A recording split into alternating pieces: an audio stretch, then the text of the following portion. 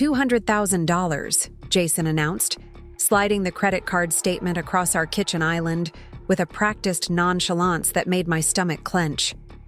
I consolidated everything. Should be manageable with your inheritance money. His confident smile never reached his eyes as he took a sip from his designer coffee mug, the one he'd insisted on buying last month despite our supposed financial crisis. I nodded quietly, the way I'd learned to do over our 7 years of marriage, while mentally calculating the actual numbers I knew he'd rounded down. $237,412. Before we jump back in, tell us where you're tuning in from. And if this story touches you, make sure you're subscribed, because tomorrow, I've saved something extra special for you.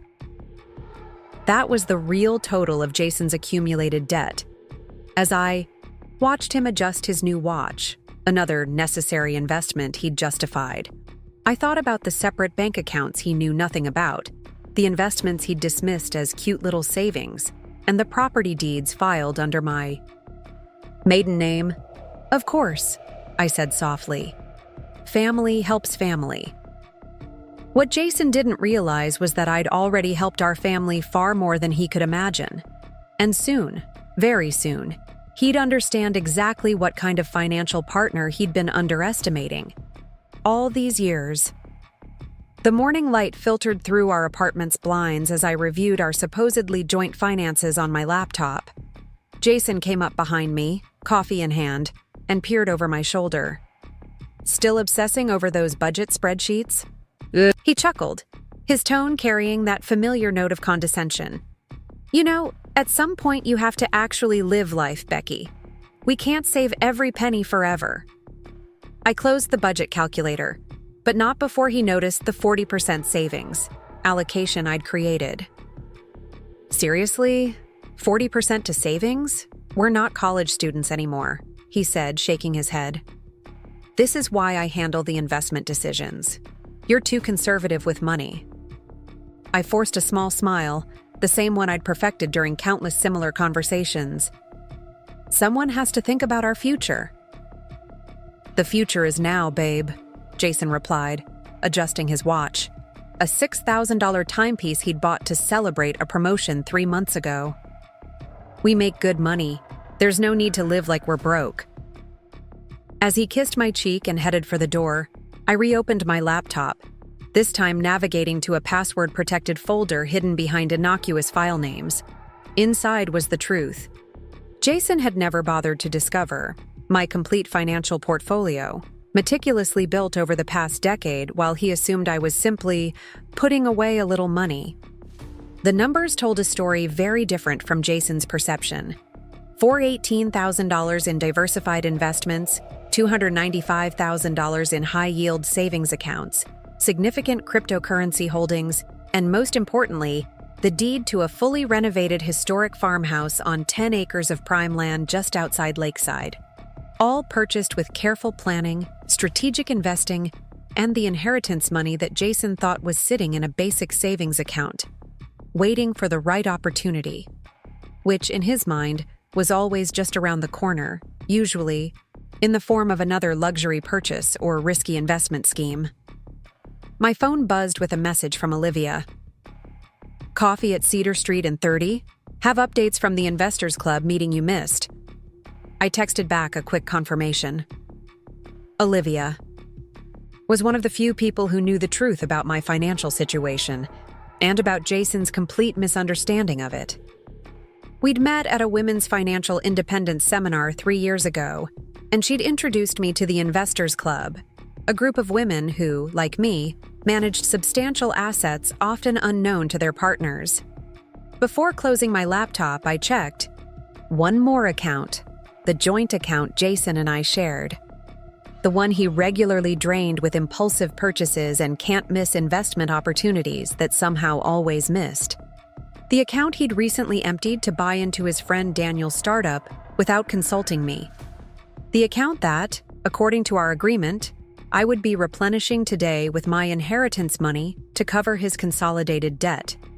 The transfer was ready to go. $237,412 from one of my smaller accounts to our joint account. One click would complete it, clearing all of Jason's debts in an instant. My finger hovered over the mouse button as I considered what this payment would mean, and what would come after. Cedar Street Coffee Shop hummed with mid-morning activity as I slid into the booth across from Olivia. Her sharp eyes took in my expression immediately. "You're doing it today, aren't you?" she asked, pushing a latte toward me. "The big debt payoff." I nodded, warming my hands around the ceramic mug. Jason consolidated everything yesterday.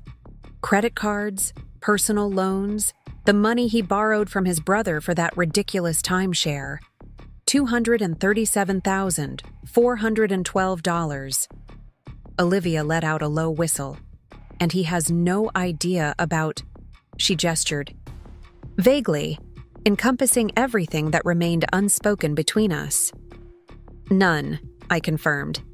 "He thinks my inheritance was just under $300,000. Enough to clear his debts, and maybe have a little left over for a vacation he's already planning." What Jason didn't know, what I'd never corrected in his assumptions, was that my inheritance from my grandmother had been substantially larger than he believed. Grandma Helen had been a silent partner in a successful chain of hardware stores across 3 states, in addition to her own shrewd investments over decades. The modest inheritance Jason knew about was just the liquid assets. The real estate holdings, stock portfolios, and business interests had all transferred to accounts and entities he knew nothing about. "And the farmhouse?" Olivia asked, lowering her voice even though no one was paying attention to our conversation. I couldn't help but smile. "Renovations are complete. Everything's perfect. Original hardwood floors restored, new kitchen that looks like it belongs in a magazine, master suite with that clawfoot tub I've been dreaming about." "And he still thinks you're just window shopping real estate sites for fun?" "He calls it my cute hobby," I replied, the familiar mixture of amusement and frustration coloring my tone. Last week he explained to me how we're years away from being able to afford a house like that. Said maybe in 5 years, if he gets another promotion, we could think about a starter home. Olivia shook her head, a knowing smile playing on her lips. "Men like Jason and my ex-husband David, they're so busy feeling superior that they never bother to really see what's right in front of them." She pulled out her phone, scrolling to a message. "By the way, Catherine said to tell you that the Investors Club meeting has been moved to Thursday. Something about finalizing the tech startup funding round." I nodded, making a mental note. The Investors Club had grown from 5 women meeting in a coffee shop to 23 successful investors with a diversified portfolio of ventures. Many of us had similar stories, partners who dismissed our financial acumen while we quietly built wealth behind the scenes. "So when are you going to tell him?" Olivia asked, cutting straight to the question that had been weighing on my mind. "I'm not sure yet," I admitted. "Part of me wants to wait for the right moment. See if clearing his debts changes anything between us. And if it doesn't?"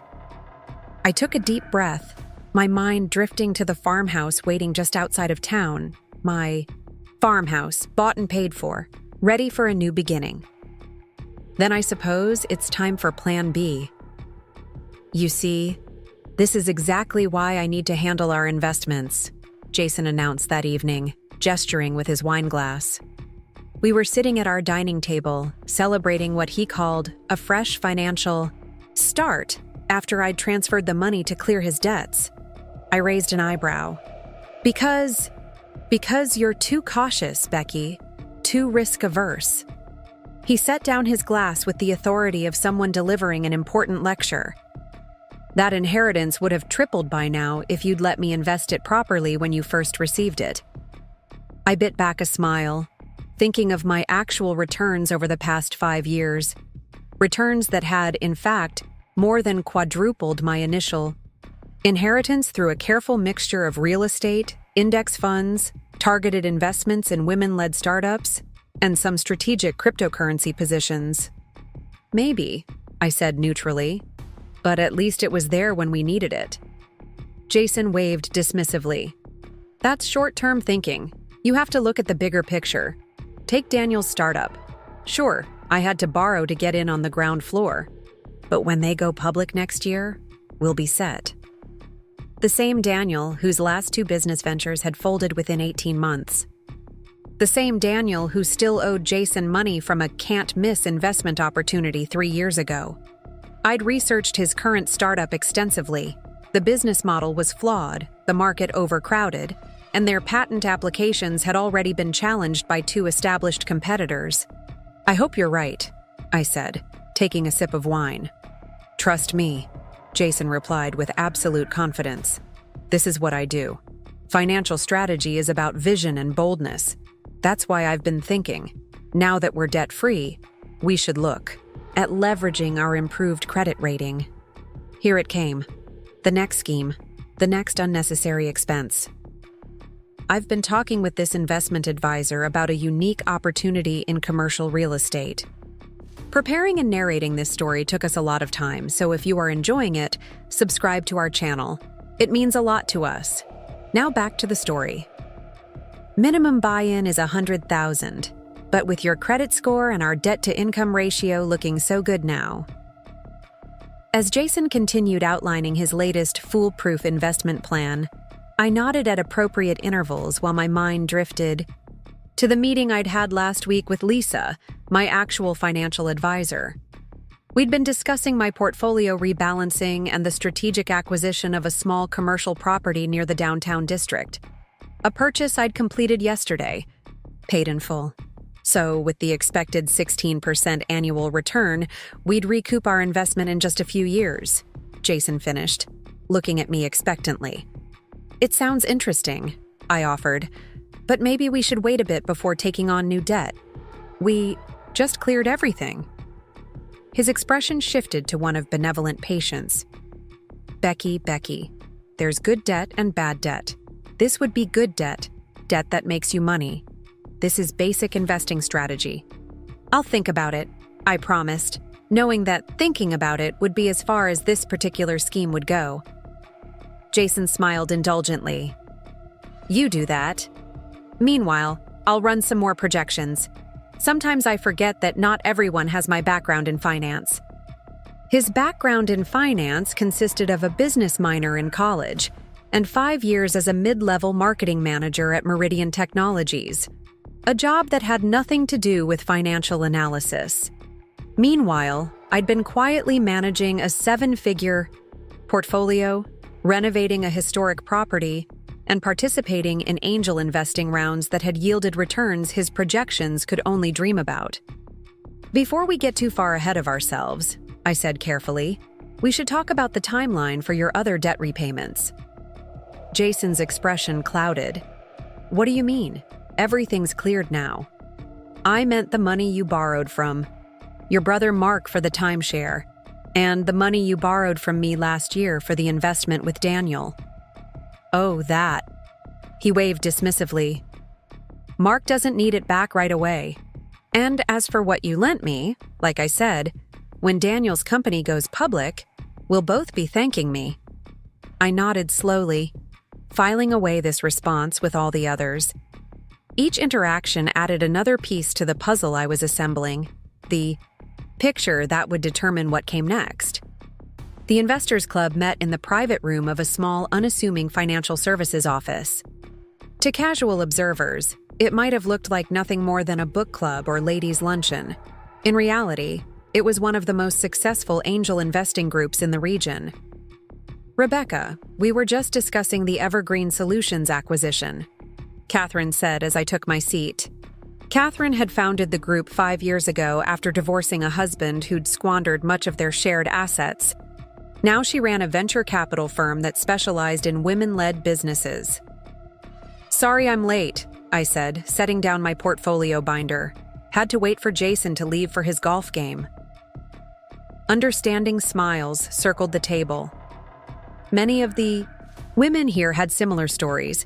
Husbands or partners who remained oblivious to their financial activities, often while lecturing them about money. Speaking of Jason, Jennifer chimed in. Mark's wife mentioned something at yoga about Jason borrowing money for a timeshare, the one in Florida. I nodded. 60,000. Added it to the debt I just cleared. Catherine raised an eyebrow. And does he plan to repay his brother?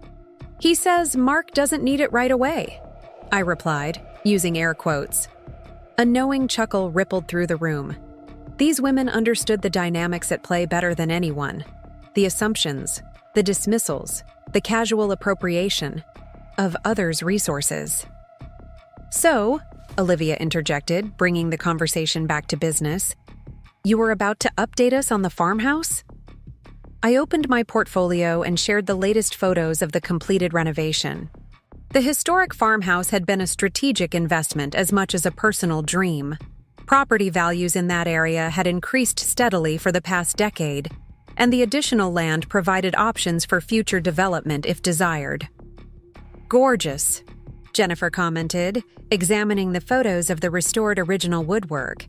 When do you plan to tell him? It was the same question Olivia had asked. The same question I'd been asking myself. I'm still deciding, I admitted. Part of me wants to see what happens now that his debts are cleared, if anything changes. Catherine's expression grew serious. Rebecca, you know we support whatever you decide. But speaking from experience, men who see their partners as financial resources rather than equals rarely change that perspective. The room grew quiet. Many of us had watched Catherine's own marriage implode after she'd repeatedly bailed out her ex-husband's failed business ventures, only to discover he'd been planning to leave her once he believed he'd extracted maximum financial benefit. No, I said softly. That's why I've been preparing for all possibilities. We moved on to the regular business of the meeting, reviewing current investments, discussing new opportunities, analyzing market trends. These were accomplished women who understood money, power, and relationships. They recognized that financial independence wasn't just about bank balances. It was about dignity, respect, and the freedom to make choices on your own terms. After the formal meeting concluded, Olivia caught up with me as I was gathering my things. Have you prepared the documents Lisa recommended? She asked quietly. I nodded. Everything's ready. Property transfers completed, accounts secured, records organized. If things go the way I suspect they might, I'll be protected. Good. Olivia squeezed my arm. And remember, whatever happens, you're not alone. As I walked to my car, I felt the dual burden of knowledge and secrecy that had become so familiar. The Jason who existed in the world's perception, charming, financially savvy, the provider, was so different from the reality I lived with. And the Rebecca people saw, financially dependent, financially naive, was equally fictional. Soon, those fictions would collide with reality. I just needed to be ready when they did. The farmhouse stood bathed in afternoon sunlight, its restored clapboard siding gleaming white against the backdrop of ancient oak trees. I pulled into the circular, gravel driveway, a sense of peace washing over me as I always did when I visited my secret investment, my real home. Lisa, my financial advisor, was waiting on the wraparound porch, portfolio in hand. She stood as I approached, gesturing appreciatively at the property. Every time I come here, I'm impressed all over again, she said. You've created something special, Rebecca. Thank you, I replied, unlocking the front door with a key Jason had never seen. It's been a labor of love and strategy. Inside, sunlight streamed through restored window panes, casting prism-like patterns across the original hardwood floors I'd had meticulously refinished. The grand staircase curved elegantly up to the second floor, its banister telling stories of generations who had lived here before me. Unlike Jason's preference for ultra-modern, minimalist design, the farmhouse blended historic charm with thoughtful modern updates, the perfect balance of character and functionality. So, Lisa said, settling at the kitchen island as I prepared. Coffee. Walk me through where we stand now that you've cleared Jason's debts. I opened my laptop, pulling up the latest figures. The debt payment came from the Lakeview account. That still leaves the main investment portfolio untouched, the high-yield savings accounts, the cryptocurrency holdings, and of course, this property and the commercial building downtown. Lisa nodded, making notes. And the account monitoring software is in place? Yes, I confirmed. I'll know immediately if he attempts to open any new lines of credit or makes any unusual financial moves. After Jason's debt consolidation, I'd quietly set up alerts that would notify me of any credit applications, large purchases, or new accounts linked to our names. It wasn't about control, it was about protection and awareness. Good, Lisa said. Now, let's discuss the contingency plans. For the next hour, we reviewed the various scenarios I'd prepared for, from best case to worst. The best case, Jason, would appreciate the fresh start, begin to make more responsible financial decisions, and our relationship would improve. The worst case, the one experience and observation suggested was more likely, Jason would see the debt clearance not as a kindness, but as an opportunity, a reset that enabled more spending, more risky investments, more financial irresponsibility. And then there was the scenario Catherine had warned about, the one her ex-husband had executed, using the financial breathing room to plan an exit strategy that maximized his benefit at her expense. I've updated all the documentation as you requested, Lisa said, sliding a folder across the island. Everything's in your maiden name, properly structured to protect your assets regardless of what happens with the marriage. I nodded, feeling a familiar mixture of sadness and resolve. These weren't the kinds of preparations I'd imagined making when Jason and I had exchanged vows 7 years ago, promising to support each other through better or worse. But they were necessary, a safety net woven from lessons learned through observation and experience. There's one more thing, Lisa added, her expression softening. The offer on the adjacent property came in this morning. 5 acres, including that small cottage you mentioned liking. I felt a flutter of excitement. The cottage was a charming structure that would make a perfect guest house or rental property, and the additional acreage would create an even more substantial estate. They're asking fair market value, Lisa continued. Given your current portfolio, you could purchase it outright and still maintain healthy liquidity. I looked around the farmhouse kitchen, imagining how the expanded property would fit into my long-term plans that increasingly seemed to include less and less of Jason's involvement. Let's make the offer, I decided. Standard terms, all cash, contingent on inspection. Lisa smiled, already typing on her tablet. I thought you might say that. I've prepared the paperwork. We can submit everything today. As we finalized the details, my phone buzzed with a text from Jason. Great news! Daniel's startup just secured major funding. Told you it was a sure thing. Celebrating with the guys tonight. Don't wait up. I showed the message to Lisa, who raised an eyebrow. I looked into that startup, she commented. The major funding is a bridge loan at punitive interest rates because they missed their development milestones. They're burning cash, and their primary competitor just announced a superior product. I sighed, setting the phone aside. Jason never looks beyond the headline, never reads the fine print. That's why he has debt and you have assets, Lisa observed, her tone matter-of-fact rather than judgmental. As we wrapped up our meeting and walked the property line where the expansion would occur, I found myself contemplating the growing distance between the life Jason thought we were building and the reality I'd constructed. How long could these parallel existences continue before they inevitably collided? The setting sun cast long shadows across the farmland, my land, as Lisa departed with promises to process the new purchase offer immediately. Standing on the porch of a home Jason had never seen, I realized I was approaching a crossroads. The Kasyai debt was cleared. The safety nets were in place. The contingency plans were ready. Now I just needed to wait and see which path Jason would choose and be prepared to respond accordingly. Before we jump back in, tell us where you're tuning in from, and if this story touches you, make sure you're subscribed, because tomorrow, I've saved something extra special for you. The next 3 weeks revealed exactly what I had suspected, but hoped wouldn't be true. Jason's behavior didn't improve after I cleared his debts, it escalated. Without the burden of minimum payments and collection calls, he seemed to view our financial situation as suddenly limitless. First came the new golf clubs, $3,000 for a custom set he insisted would help his networking on the course.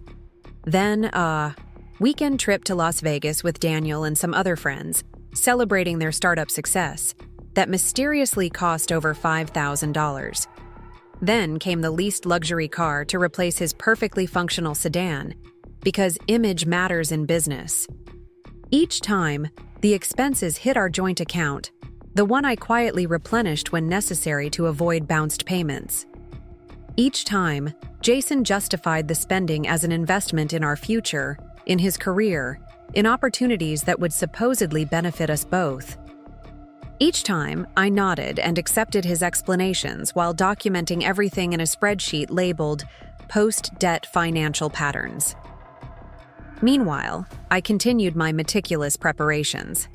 The offer on the adjacent property was accepted, and after a successful inspection, I closed on the purchase, adding another 5 acres and the charming cottage to my holdings.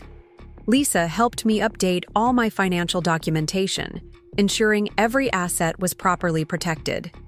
The Investors Club continued its successful ventures, with my portfolio growing steadily through strategic positions in emerging markets. And I watched, and I waited, and I prepared. The breaking point came on a Tuesday evening. I'd just returned from a discreet meeting with my attorney to review the final contingency documents. Jason was sitting at the dining table, unusually quiet, a glass of expensive whiskey in his hand. The bottle, a $200 special reserve I didn't recognize, sat half empty beside him. "We need to talk, Becky," he said, his voice carrying an unfamiliar tone. I set my bag down carefully, ensuring the legal documents inside remained unseen. "About what?" "About us. About our future." He took a long sip of whiskey, then looked up at me. "I've been doing a lot of thinking about what I want, about where I see myself in 5 years." Something in his phrasing made my internal alarm bells ring. I pulled out a chair and sat down across from him, keeping my expression neutral. And I think we want different things." He sighed dramatically, as if carrying a great burden. "You're so cautious, so content with the status quo. I'm ready for bigger things, ready to really build something significant." I almost laughed at the irony, but kept my composure. "What kind of bigger things?" "Well, for one thing, Daniel and I have been talking about me taking a more active role in the startup, becoming a partner, not just an investor." "I see," I said carefully. "And what would that involve?" Jason leaned forward, animated for the first time. "That's the opportunity part. They need additional capital to accelerate their growth phase before going public. With my marketing background and the right investment, I could have an equity position that would set us up for life." There it was, the next request for money, barely 3 weeks after I'd cleared over $200,000 in debt. "How much?" "Additional capital?" I asked, already knowing I wouldn't like the answer. $400,000, he said, watching my reaction closely. "Before you say anything, I know it's a lot, but your inheritance is gone," I finished flatly. "Jason, I used most of it to clear your debts. There's not much left." He waved dismissively. "But your credit score is excellent now. We could leverage the improved debt-to-income ratio, maybe take out a home equity line of credit." "On an apartment we rent?" I asked incredulously. "Well, no, but..." He hesitated, then plunged ahead. "Look, Becky, This is important to me. This is my chance to really prove myself. I studied him across the table, seeing with perfect clarity what was happening. The cleared debts hadn't been a fresh start. They'd been a reset that allowed him to aim even higher, reach for even more. I don't think that's a wise decision, I said simply. His expression hardened. This is exactly what I mean.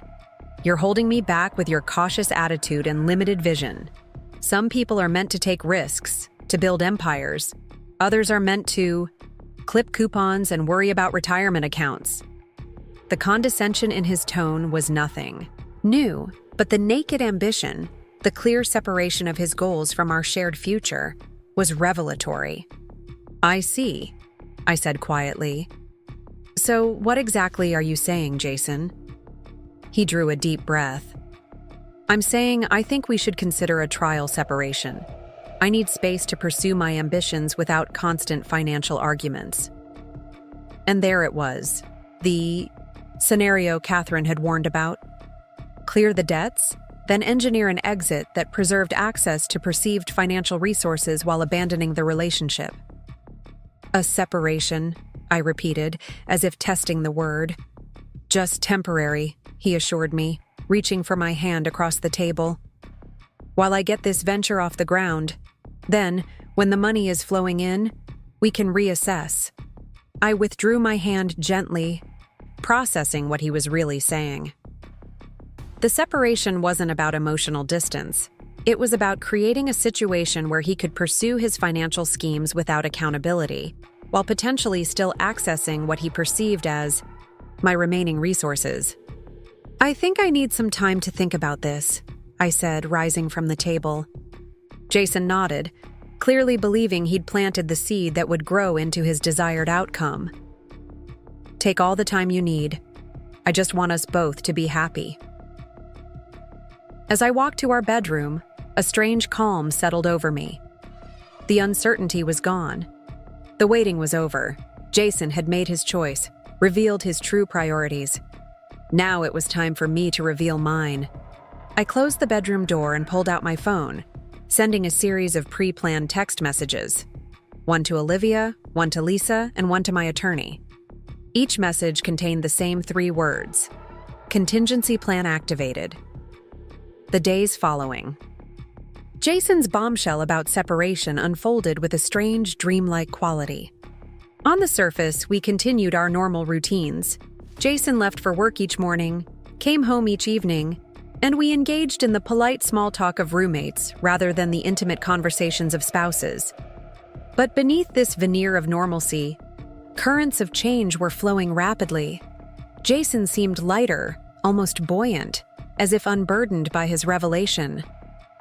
During dinner one evening, he casually mentioned that he'd been looking at short-term rentals in the upscale harbor district of the Lakeside.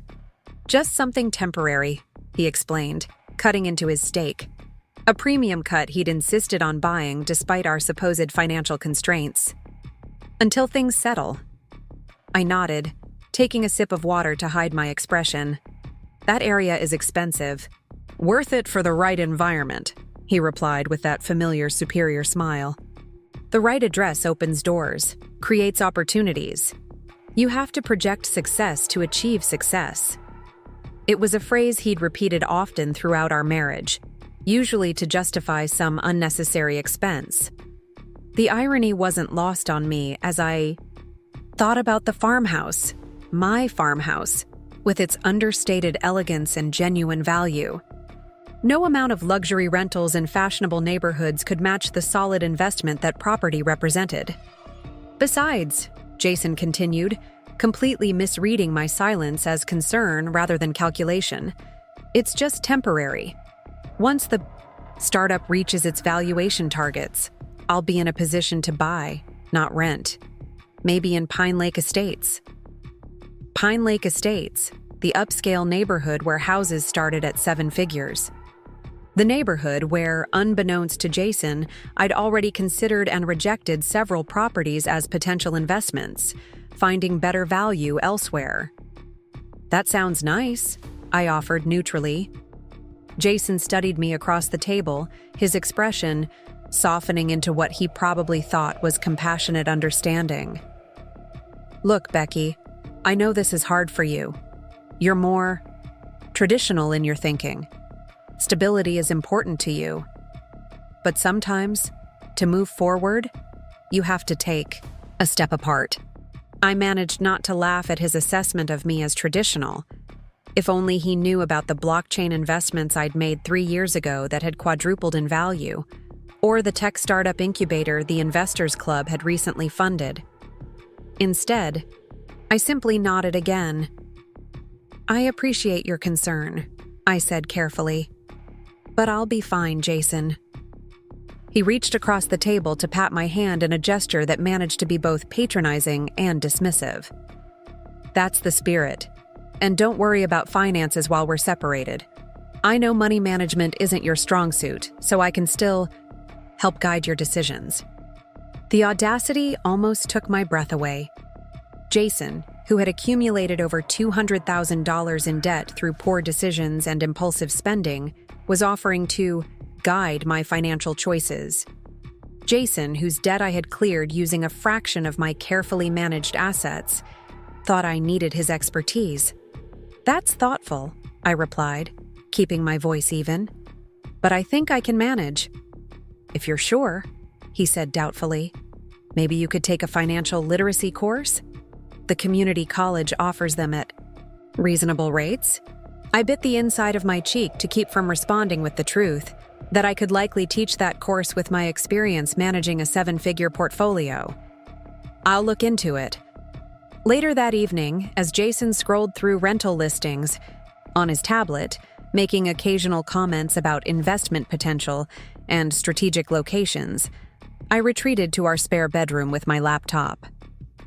Behind the closed door, I connected to my secure server and began implementing the next phase of what Lisa and I had termed Operation Clear Sight.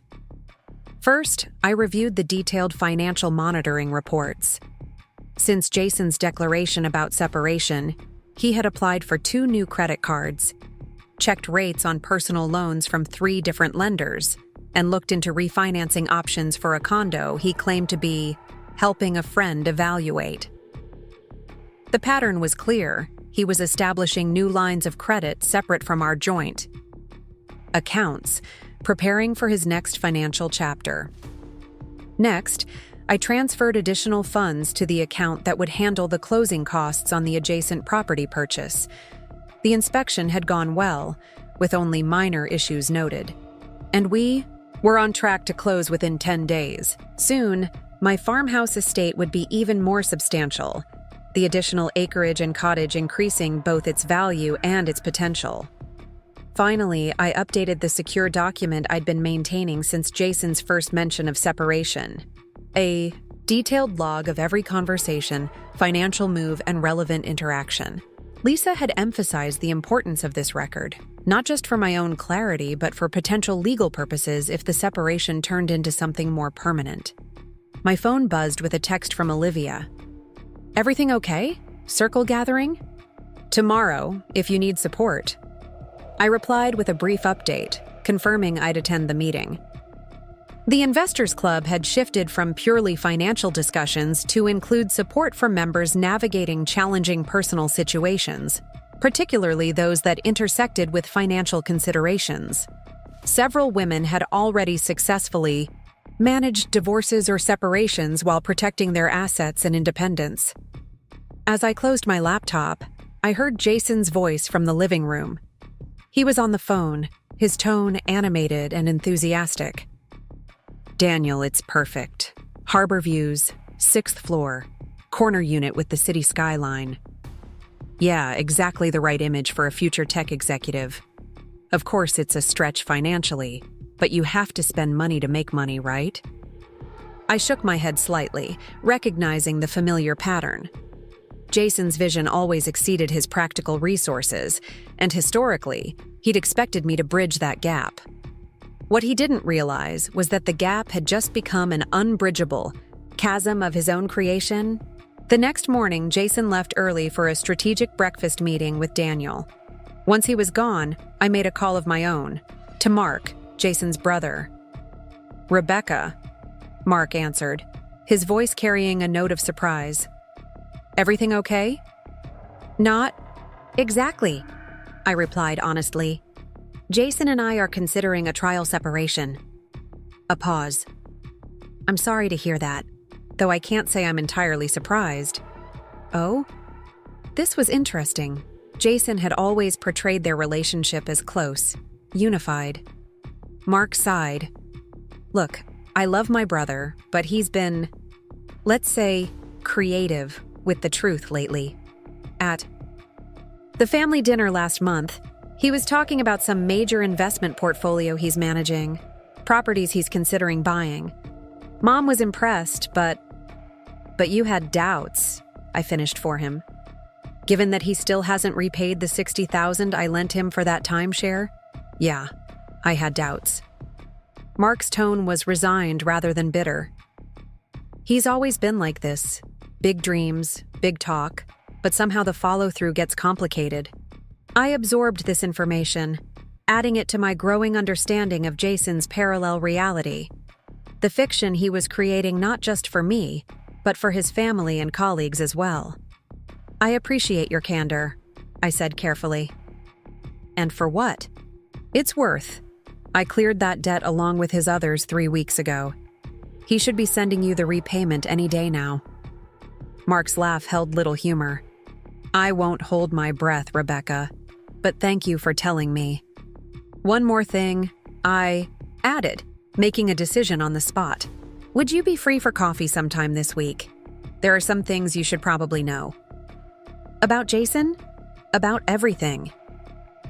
After ending the call with Mark, I drove to Cedar Street Coffee Shop for a meeting with Lisa. She was already waiting at our usual corner table, various documents spread before her. "Right on time," she said, gathering the papers into a more organized arrangement. "I've just been reviewing everything. We're in excellent shape for whatever comes next." I settled across from her, accepting the coffee she'd already ordered for me. Jason's looking at expensive rentals in Harbor District, planning his grand new bachelor life. Lisa's expression remained professional, but her eyes reflected understanding. And the credit inquiries continue. 2 more yesterday. "He thinks I'm financially dependent on him," I said, still amazed at the depth of his misperception. "Offered to guide my financial decisions during our separation." "Men like Jason rarely question their own assumptions," Lisa observed, having worked with enough similar clients to recognize the pattern. "They create a narrative where they're the financial authority, the provider, the expert, and then they ignore all evidence to the contrary." She slid a folder across the table. "Speaking of evidence, the closing documents for the adjacent property are ready for your signature. Full cash purchase, clean title, no complications." I reviewed the paperwork carefully before signing. Another asset secured, another piece of my independent future locked in place. "And the asset protection measures we discussed?" I asked. "All implemented," Lisa confirmed. "Your investment portfolio is now fully secured in the trust structure we created. The farmhouse and adjacent property are held in the LLC under your maiden name. The cryptocurrency holdings have been moved to cold storage with multi-factor authentication. When Jason decides to formalize this separation, your assets will be protected." I felt a momentary pang at the clinical way we were discussing the potential end of my marriage. 7 years of shared life, reduced to asset protection strategies and liability prevention measures. But the pang passed quickly, replaced by the clarity that had been growing since Jason's revelation. "There's one more thing," Lisa said, her voice gentler. "The emotional preparation. Have you thought about how you want to handle the actual moment of revelation? When Jason realizes the truth about your financial situation?" I hadn't, not specifically. In all my practical preparations, I'd focused on the mechanics, the legalities, the financial protections, not on the human moment when Jason would finally see the reality he'd been blind to for so long. I'm not sure, I admitted. Part of me wants some dramatic gesture, showing him the farmhouse, laying out the investment portfolios, making him confront just how wrong he's been all these years. Lisa nodded, understanding. That would be satisfying. But remember, the goal isn't to punish Jason for his misconceptions. It's to protect yourself and move forward on your terms. You're right, I agreed. I'll think about it. Find the right approach. As our meeting concluded and I prepared to leave, Lisa asked one more question. Are you going to the farmhouse today? I smiled, feeling the familiar sense of peace that always accompanied thoughts of my true home. Yes, the contractor is finishing the last details on the main house before starting on the cottage renovation. Good, Lisa said, gathering her documents. Remember to center yourself there. Whatever happens with Jason, that place is yours. Built through your vision, your discipline, your wisdom. No one can take that away from you. The drive to the farmhouse took me through rolling countryside that was just beginning to show the first hints of summer's transition to fall. Fields stretched out on either side of the country road, productive and peaceful. So different from the urban bustle Jason preferred, the constant noise and competitive energy he thrived on. As I turned onto the private drive that led to my property, the farmhouse came into view like a vision from another time, solid, graceful, rooted in the landscape rather than imposed upon it. The newly painted white exterior gleamed in the sunlight, its classic lines enhanced by the careful restoration work I'd overseen. Richard, the contractor who had managed the renovation from the beginning, was waiting on the porch, clipboard in hand. Perfect timing, he called as I parked. Just finished the last items on the main house punch list. Want to do a final walkthrough before we shift focus to the cottage? For the next hour, we moved methodically through each room of the farmhouse, checking completed work against the detailed specifications I'd provided. The kitchen, with its blend of historic charm and modern functionality, had been finished exactly as I'd envisioned. The restored hardwood floors throughout the house glowed with a warm patina that only age and quality craftsmanship could create. The master suite, with its clawfoot tub and generous windows overlooking the property, felt like a personal sanctuary. You've got quite an eye for detail, Richard commented as we concluded our inspection. Most clients leave the specifics to the designers, but your vision for this place, bringing it back to life while making it livable for today, it's been impressive to execute. Thank you, I replied, genuinely touched by his professional assessment. This project has been significant for me, beyond just the investment value. Richard nodded, understanding. Places like this, they become part of you, not just a house, a home. He gestured toward the windows. And now with the additional acreage and the cottage, you've got a real legacy property here. A legacy property. The phrase resonated deeply as we walked the path to the cottage that stood a comfortable distance from the main house. It needed work. The previous owners had used it primarily for storage, but the bones were good. Solid foundation, sound roof, charming architectural. Details that matched the farmhouse's character. We can start on the cottage renovation next week, Richard said, consulting his clipboard. Should take about 6 to 8 weeks depending on material deliveries. By Halloween, you could be fully settled in, main house and guest cottage both. Ready for whatever comes next. Whatever comes next. The phrase echoed in my mind as I drove back to the apartment later that afternoon.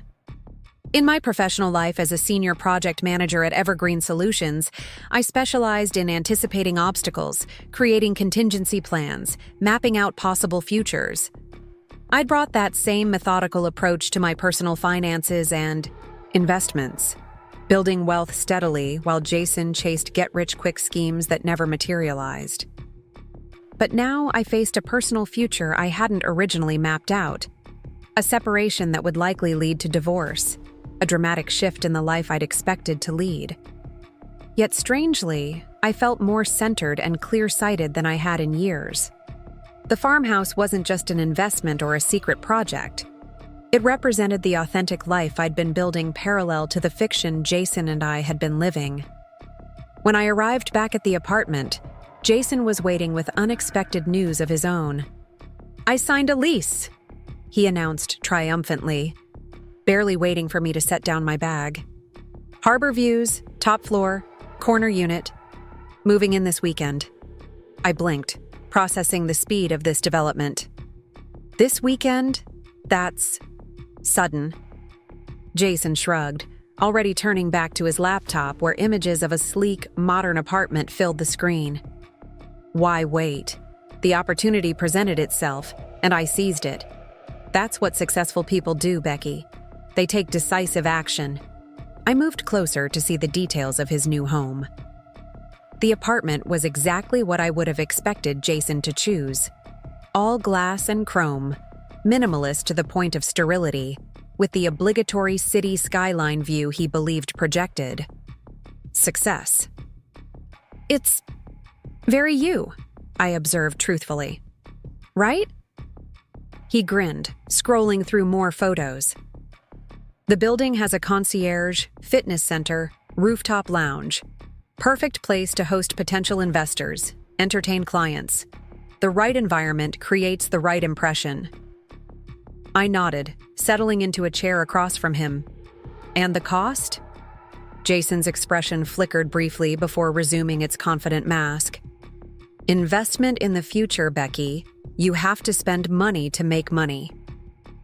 It wasn't an answer, but it told me everything I needed to know. The rent was likely at the absolute upper limit of what he could manage, or beyond it. But in Jason's worldview, appearances trumped financial prudence every time. "So this weekend," I repeated, thinking through the implications. "You'll need to pack." "Already handled," he said with a dismissive wave. "I've hired a service. They'll come Friday, pack everything, move it Saturday. Professionals, very efficient." "Everything?" I asked, raising an eyebrow. "We should probably discuss how to divide." "Oh, I just meant my personal things," Jason interrupted. "Clothes, electronics, personal items. The furniture and household stuff can stay here with you for now, until you figure out your next steps." The assumption was so Jason, that I would remain in our rented apartment, surrounded by the furniture he'd insisted we needed but no longer wanted, while he moved on to his exciting new life. That I would stay in a holding pattern, waiting to see how his grand plans unfolded. "That's thoughtful," I said, my tone neutral. "Have you told Daniel about your new place?" Jason's face lit up. "Called him first thing. He's coming over tomorrow to see it, bringing some potential investors along. Prime opportunity to make connections in the right setting." "And the startup? How's that progressing?" "Exponentially," Jason replied with enthusiasm that seemed genuine despite the questionable business fundamentals I knew existed. "We're poised for a major growth phase. The additional capital I'm bringing in will accelerate everything." My pulse quickened slightly. "Additional capital? From where?" Jason's expression turned patronizing, the look he always gave me when he thought I was asking naive financial questions. "Various sources, Becky. Investment is complex, not just traditional banking channels. There are private equity opportunities, venture capital avenues, creative financing options." Translation: he had no actual capital to bring in, just promises, and schemes and an increasingly elaborate fiction he was constructing for Daniel, for his family, for himself. "I see," I said simply. "Well, congratulations on the new place. It seems like everything is falling into place for you." "Exactly," Jason exclaimed, missing the subtle note in my voice. "Sometimes you have to create your own momentum. Make bold moves that signal to the universe that you're ready for bigger things." I nodded, rising from my chair. "I should start dinner. Preferences?" But Jason was already reaching for his keys, attention shifting to his next move. "Don't worry about me." Meeting Daniel and some of the guys at Harborview for stakes and strategy. Might be late. Don't wait up. After he left, the apartment fell into blessed silence. I moved through the rooms that had been our shared space for 5 years, seeing them with new eyes. The oversized entertainment system Jason had insisted was essential for networking opportunities that never materialized. The premium kitchen appliances he'd rarely used but wanted for their status appeal. The designer furniture chosen for appearance rather than comfort or durability. Nothing in our shared environment reflected my personal taste or values, because I'd been saving my authentic choices, my true preferences, for the home I was building on my own terms.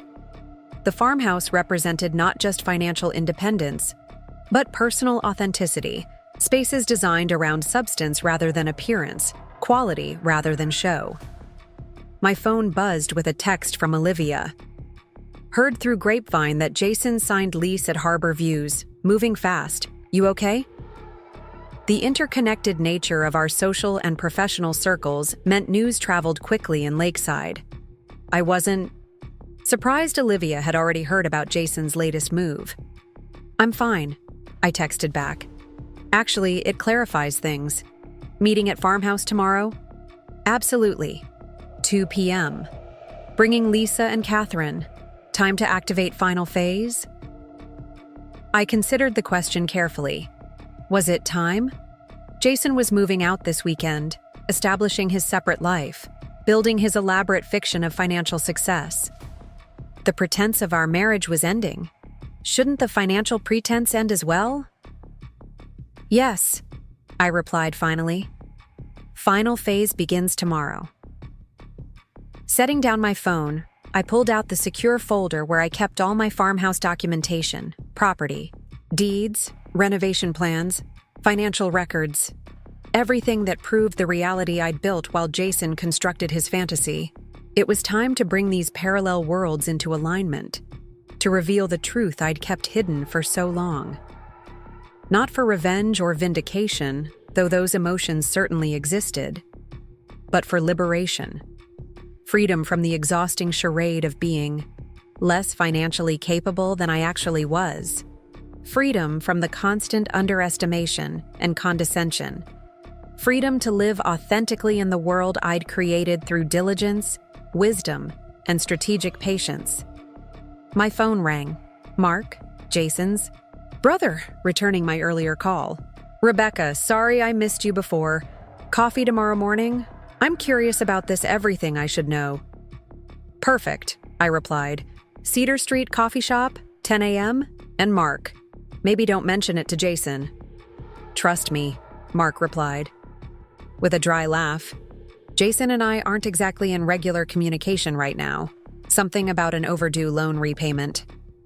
After we hung up, I continued my survey of the apartment, mentally cataloging what would stay and what would go when I made my own move. Unlike Jason, I wouldn't need professional packers or movers for much. Just my personal belongings, a few. Sentimental items, my work materials, the furniture, the status symbols, the trappings of the life Jason had constructed. Those could remain behind. Artifacts of a fiction I no longer needed to maintain. Tomorrow would begin the cascade of revelations that would ultimately lead to Jason understanding the true financial dynamic that had existed throughout our marriage. The careful preparation was complete. The assets were secured. The documentation was in order. It was time for the truth to emerge, layer by carefully constructed layer. Cedar Street Coffee Shop hummed with mid-morning activity as I waited for Mark.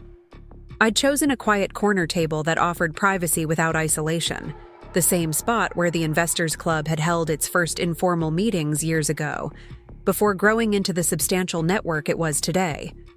Mark arrived precisely at 10, dressed in the casual business attire of a high school principal, practical, professional, approachable. Unlike Jason, who obsessed over designer labels and status accessories, Mark had always seemed comfortable in his own skin, secure in his identity without needing external validation. Rebecca, he said warmly, sliding into the chair across from me. Good to see you. though I wish it were under better circumstances. I pushed a coffee toward him, already ordered, his preferred dark roast with room for cream. Thanks for meeting me. I know this is unconventional.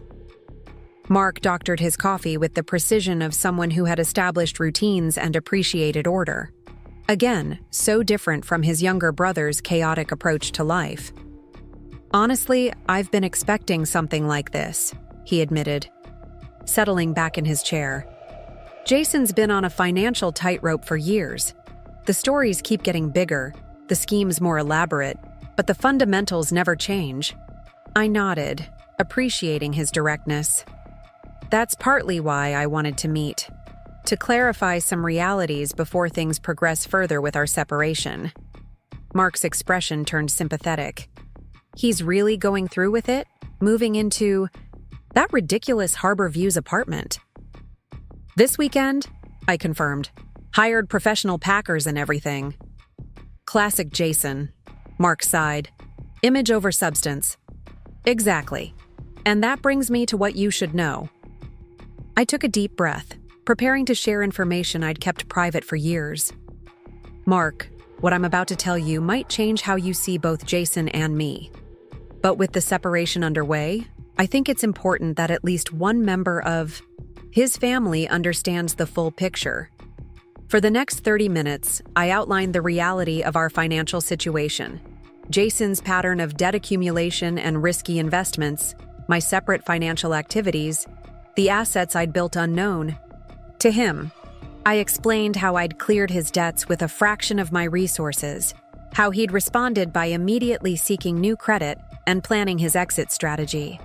Mark listened without interruption, his expression shifting from surprise to understanding, and finally to a kind of resigned recognition. The farmhouse, he said when I finished describing my properties. That's why you never seemed enthusiastic when Jason talked about buying a place someday. You already had one. Yes, I confirmed. Purchased 3 years ago, renovated to my specifications, paid in full, plus the adjacent property I just acquired.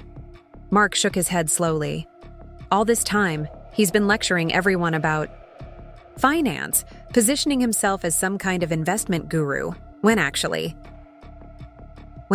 I was the one building genuine wealth, I finished, while maintaining the fiction that I was financially dependent on him. Why? Mark asked, genuine curiosity in his voice.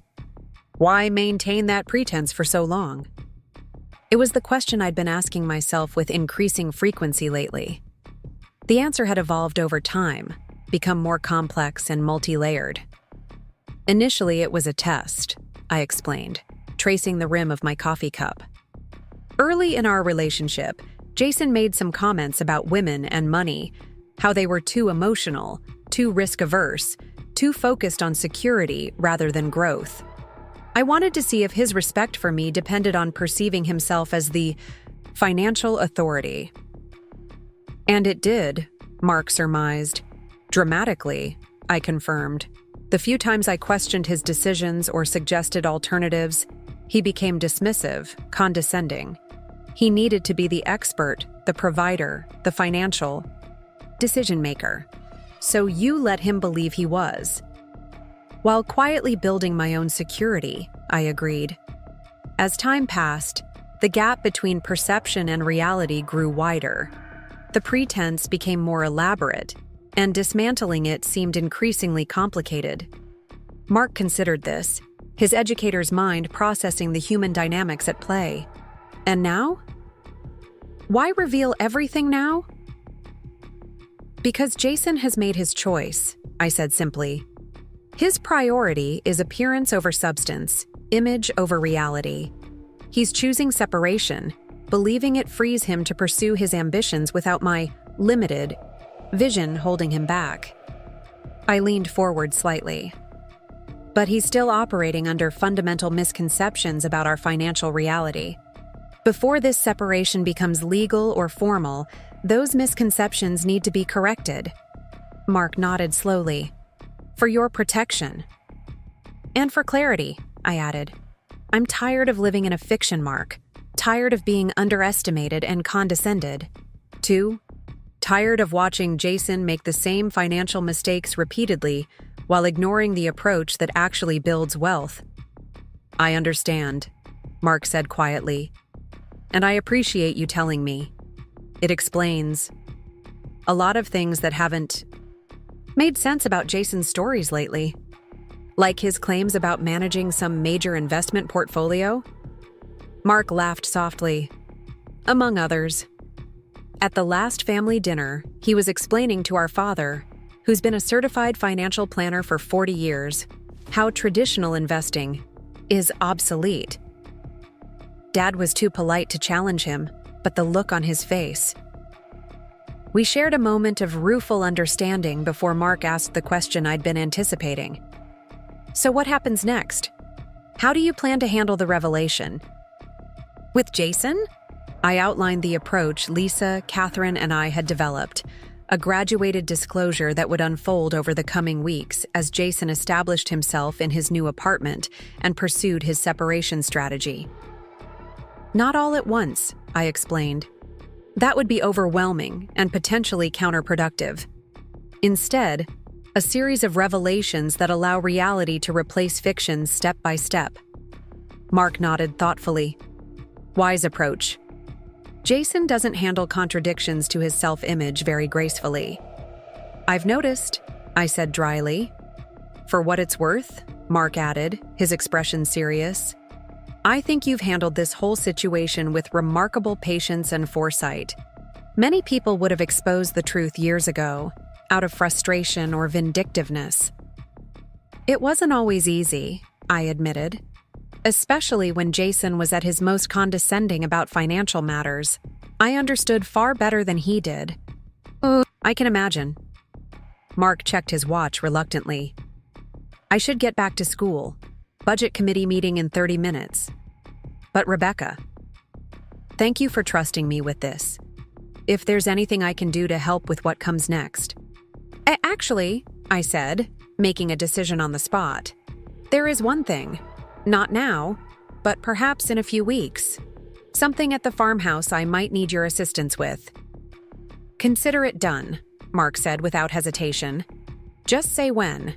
After parting ways with Mark, I headed directly to the farmhouse for my meeting with Olivia, Lisa, and Catherine.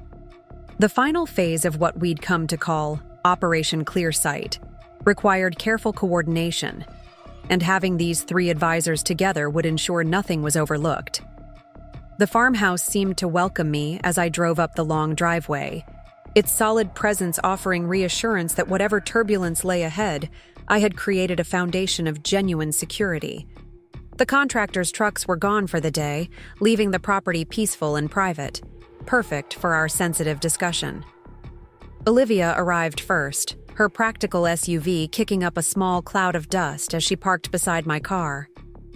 This place still takes my breath away, she said as she climbed the porch steps. You've created something remarkable here, Rebecca.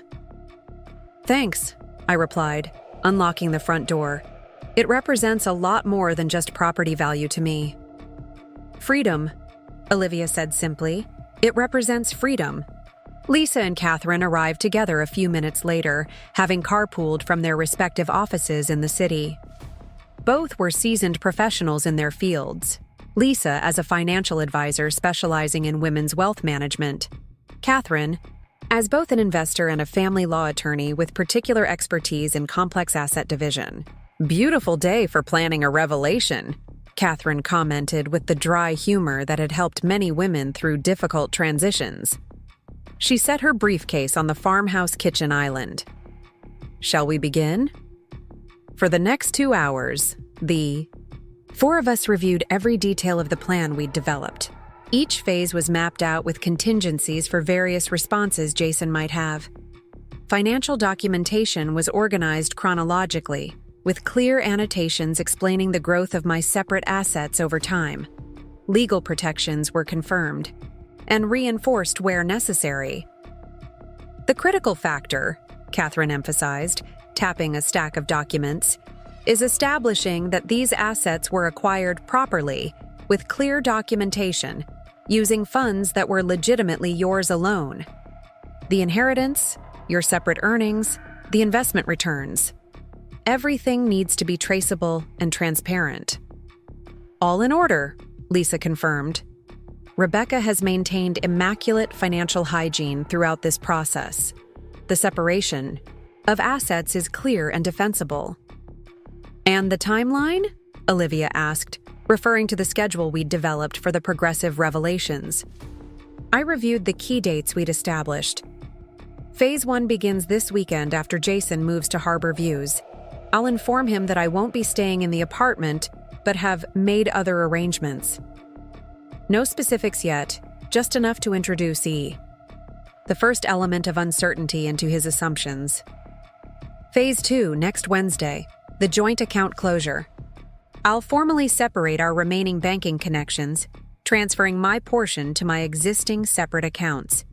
This will be Jason's first concrete indication that my financial situation isn't what he's assumed. Phase 3, the following. Week. Disclosure of my actual professional position and compensation at Evergreen Solutions. Jason believes I'm a mid-level project coordinator, when in fact I've been Senior Director of Strategic Initiatives for the past 3 years, with corresponding compensation. And finally, Phase 4, the farmhouse revelation.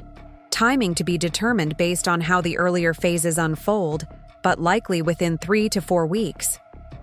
Catherine nodded approval. Measured, clear, progressive. This approach gives Jason time to adjust his understanding gradually, rather than facing a complete demolition of his assumptions all at once. And it protects you, Lisa added, by establishing your financial independence in stages, reducing the risk of any impulsive reactions on his part. Olivia, always the most emotionally perceptive of the group, asked the question others might have hesitated to voice. Are you prepared for the personal dimension of this, Rebecca? Beyond the financial and legal aspects, are you ready for how this will change your relationship with Jason forever? It was a profound question, one I'd been contemplating with increasing frequency as the separation became reality rather than theoretical possibility. Was I ready for Jason to finally see me clearly? Not as the financially naive wife he'd patronized, but as the capable, strategic wealth builder I actually was? Was I ready for the end of a marriage built partially on misperception and unequal power dynamics? I am, I said finally. This process isn't about revenge or vindication. It's about truth and authentic living. Whatever comes afterward will be based on reality, not fiction, and that's ultimately healthier, even if it's initially more difficult. Catherine squeezed my hand briefly. That's the right perspective. Focus on the freedom this creates, not the fiction it destroys. As our meeting concluded and we walked the property together, admiring the late afternoon light on the restored farmhouse, I felt a profound sense of readiness wash over me. The careful preparation was complete. The assets were secured. The support system was in place. What about the personal items in the apartment? Olivia asked practically. Will you move them here before or after Jason knows about the farmhouse? After Phase 2, but before Phase 4, I replied. I've already arranged for a discreet moving service, the same one Catherine recommended for Jennifer last year. They'll handle everything while Jason is at work one day next week. Catherine nodded approval. Smart timing establishes your independence without yet revealing the extent of your resources. After my friends departed, I remained at the farmhouse, alone, walking through each carefully restored room as twilight settled over the property. This house represented not just financial investment but personal values, quality over flash, substance over appearance, long-term thinking over immediate gratification. Everything Jason claimed to respect but rarely actually practiced. Tomorrow, Jason would move to Harbor Views, believing it represented his ascension to a new level of success and independence. He had no idea that his departure would initiate the cascade of revelations that would ultimately transform his understanding. Of our entire relationship, my phone buzzed with a text from Jason. Packers arriving early tomorrow, 7 a.m. If you could be scarce, it would make things more efficient. Even in this small request, his priority was clear. His convenience, his efficiency, his process. The text didn't ask if 7 a.m. worked for my schedule, or acknowledge that he was essentially asking me to leave my own home temporarily. "Will do," I replied simply. "Good luck with the move." I could almost see his self-satisfied smile upon receiving my accommodating response, interpreting it as further evidence of my dependent position. One last affirmation of the dynamic he believed defined our relationship. One last day of the eye. Fiction before reality began to emerge, one carefully planned revelation at a time. The next morning dawned bright and clear. Moving day for Jason, transition day for our marriage. As requested, I left the apartment early, before the professional packers arrived. Jason was already awake, drinking coffee from his expensive machine, while making final decisions about which status symbols would accompany him to Harbor Views. "I've decided to leave the entertainment system," he announced magnanimously. "You'll need something for the apartment." "That's thoughtful," I replied, gathering my purse and laptop bag. "I'm heading out for the day. Text me when everything's done?" Jason nodded absently, already scrolling through his phone. "Sure, but I might be late. Meeting Daniel and potential investors for dinner at Harborview to celebrate the move." "Don't wait up." I smiled faintly, knowing this would be the last morning I'd wake up in this apartment. By the time Jason finished moving his carefully curated collection of status symbols to Harbor Views, I would be setting my own transition in motion. "Good luck with everything," I said, meaning it more than he could possibly understand. The door closed behind me with a soft click that felt oddly. Final in the elevator, I sent a quick text to Lisa. "Jay moving today. Phase 1 begins. All systems go." Her response came immediately. "Understood. Documents prepared. Meeting confirmed for 2 p.m. The timing was deliberate. While Jason supervised the packing of his designer clothes and premium electronics, I would be at First Metro Bank, executing the first concrete step toward financial separation. The joint account that had connected us would remain active through the weekend, long enough for Jason to settle into Harbor Views and begin establishing his new independent life. Then, on Monday morning, the first revelation would occur. Instead of heading to the coffee shop as Jason had assumed, I drove directly to the farmhouse. The moving team Lisa had arranged was already waiting, a discreet service that specialized in sensitive relocations, often for women leaving difficult marriages or situations requiring privacy. "Ms. Williams?" A professional-looking woman stepped forward as I parked. "I'm Diane from Secure Transitions. We're ready whenever you give the word." "Thank you for coming on such short notice," I said, leading her into the farmhouse. "As I mentioned on the phone, this is a somewhat unusual situation. I need to move my personal belongings from the apartment, but only after my husband has completed his move out today." Diane nodded, her expression neutral but understanding. "We specialize in unconventional transitions. Do you have an approximate time frame for when we can access the apartment?" I checked my phone, seeing a text from Jason. "Packers working efficiently. Should be done by noon, then heading to new place. Keys with doorman if you need to get in before I'm back tonight." "This afternoon would be perfect," I told Diane. "Around 1 p.m. I have a meeting at 2 p.m., but I can leave you with the access information." "That works for us," she confirmed, making notes on her tablet. "And to confirm, we're moving your personal items only, correct? Clothing, personal effects, important documents, and work materials." "Exactly," I said. "The furniture and household items can remain. I won't need them here."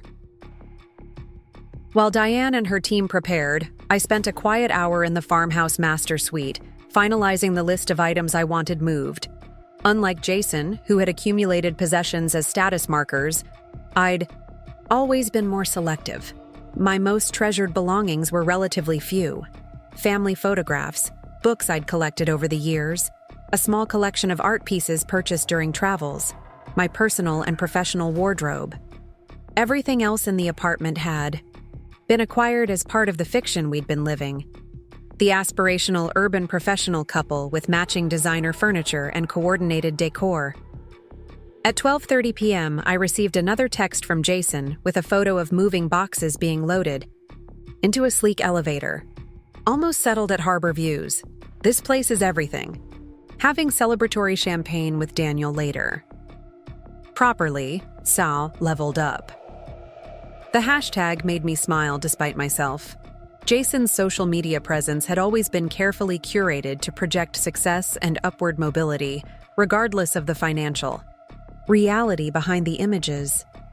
This move to Harbor Views represented the pinnacle of that carefully constructed narrative, the ultimate status upgrade, even as it pushed him further into financial overextension. "Glad it's going well," I texted back. "I have meetings this afternoon. Might be late too."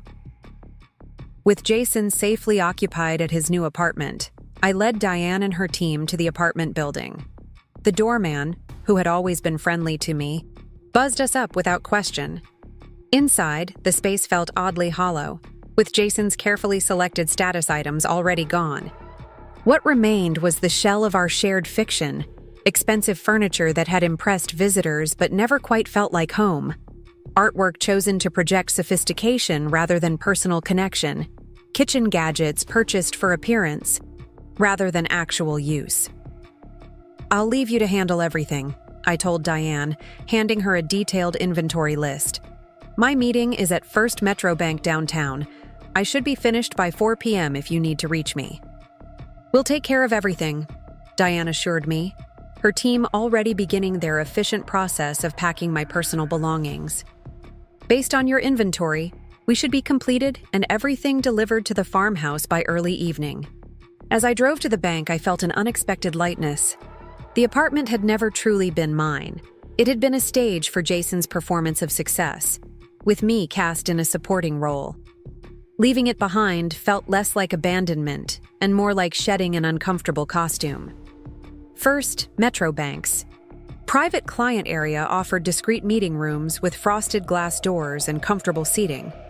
A world away from the regular banking floor with its lines and basic service counters. As a significant account holder, I'd been assigned a dedicated banker years ago, though Jason had never known about this relationship. "Ms. Williams," Michael greeted me as I was escorted into the meeting room. "Everything is prepared as you requested." Lisa was already waiting, along with Catherine, the bank's trust officer who had helped structure my more complex financial arrangements. "Thank you all for accommodating this timeline," I said, settling into a chair at the polished conference table. "Not at all," Catherine replied, opening a leather portfolio. "We've reviewed everything and prepared the documentation exactly as specified. The trust structure remains intact with the additional protections we discussed last month." For the next hour, we reviewed the detailed financial separation plan that would begin unfolding on Monday. The joint checking account, the only financial connection Jason and I still maintained, would be formally closed. My portion of the funds would transfer to my existing accounts, while Jason's portion would move to a new individual account established for this purpose. "We've prepared a formal notification letter," Michael explained, showing me the document. "It explains that the joint account is being closed as part of your separation arrangements, with funds divided according to direct deposit origin. Mr. Williams will receive this notification Monday morning." "And the credit monitoring alerts?" I asked. "Already configured," Lisa confirmed. "You'll receive immediate notification of any new credit applications, account openings, or significant transactions linked to your Social Security number. Complete protection against unauthorized use of your credit profile." This was particularly important given Jason's history of financial impulsivity. While I had no reason to believe he would deliberately attempt to use my credit without permission, his pattern of financial opportunism made precautions necessary. "One final thing," Catherine said, sliding a slim document across the table. The formal removal of authorized user status for Mr. Williams on your primary credit card. This will take effect simultaneously with the account closure on Monday. I reviewed the document carefully before signing. The credit card in question was one Jason rarely used. He preferred his own cards with travel rewards and status perks. But it represented another financial connection that needed severing as part of the clean break. And with that, Michael said as I signed the final document, everything is in place for Monday's implementation. The notifications will be sent automatically, the transfers will process at 9 a.m., and by noon, the financial separation will be complete. As our meeting concluded, Lisa remained behind for a brief private conversation. "Are you ready for the reaction?" she asked quietly. I considered the question seriously. Jason's response to this first concrete evidence that our separation involved true financial independence would reveal much about how the subsequent phases might unfold. "I think so," I said finally. "This step is relatively straightforward, just the formal separation of a joint checking account. It establishes boundaries without yet revealing the full extent of my financial position." Lisa nodded approval. "Good approach. Incremental revelation allows for adjustment at each stage. And you'll be at the farmhouse when he receives the notification?" "Yes, working remotely Monday, as usual." A benefit of my senior position at Evergreen Solutions was the flexibility to work from home several days a week. Another reality Jason had consistently misunderstood, believing I needed to be in an office daily like he was. "Perfect," Lisa said. "Remember, this is about establishing your independence, not punishing Jason for his misperceptions. Maintain that focus through each phase." As I left the bank, my phone buzzed with a text from Diane. "Move completed successfully. All items transported to farmhouse as specified. Keys returned to doorman."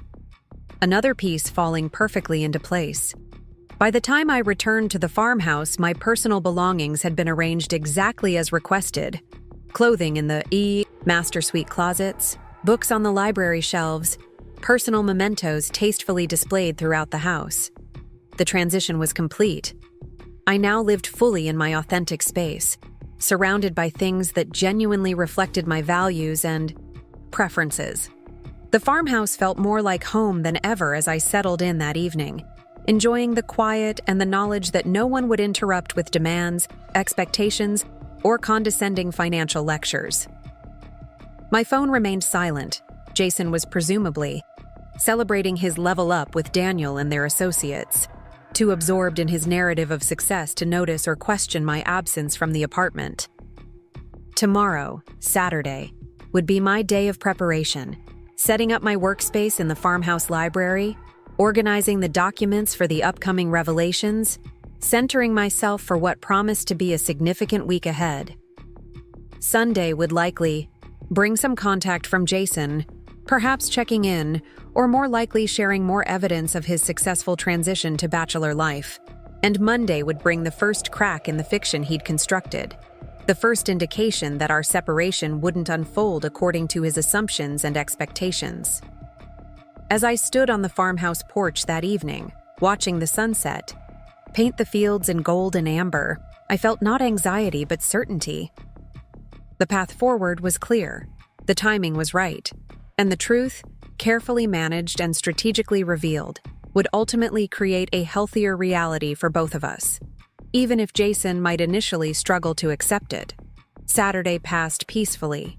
As I settled into farmhouse life, I arranged my home office in the library, positioning my desk to take advantage of the natural light streaming through tall windows.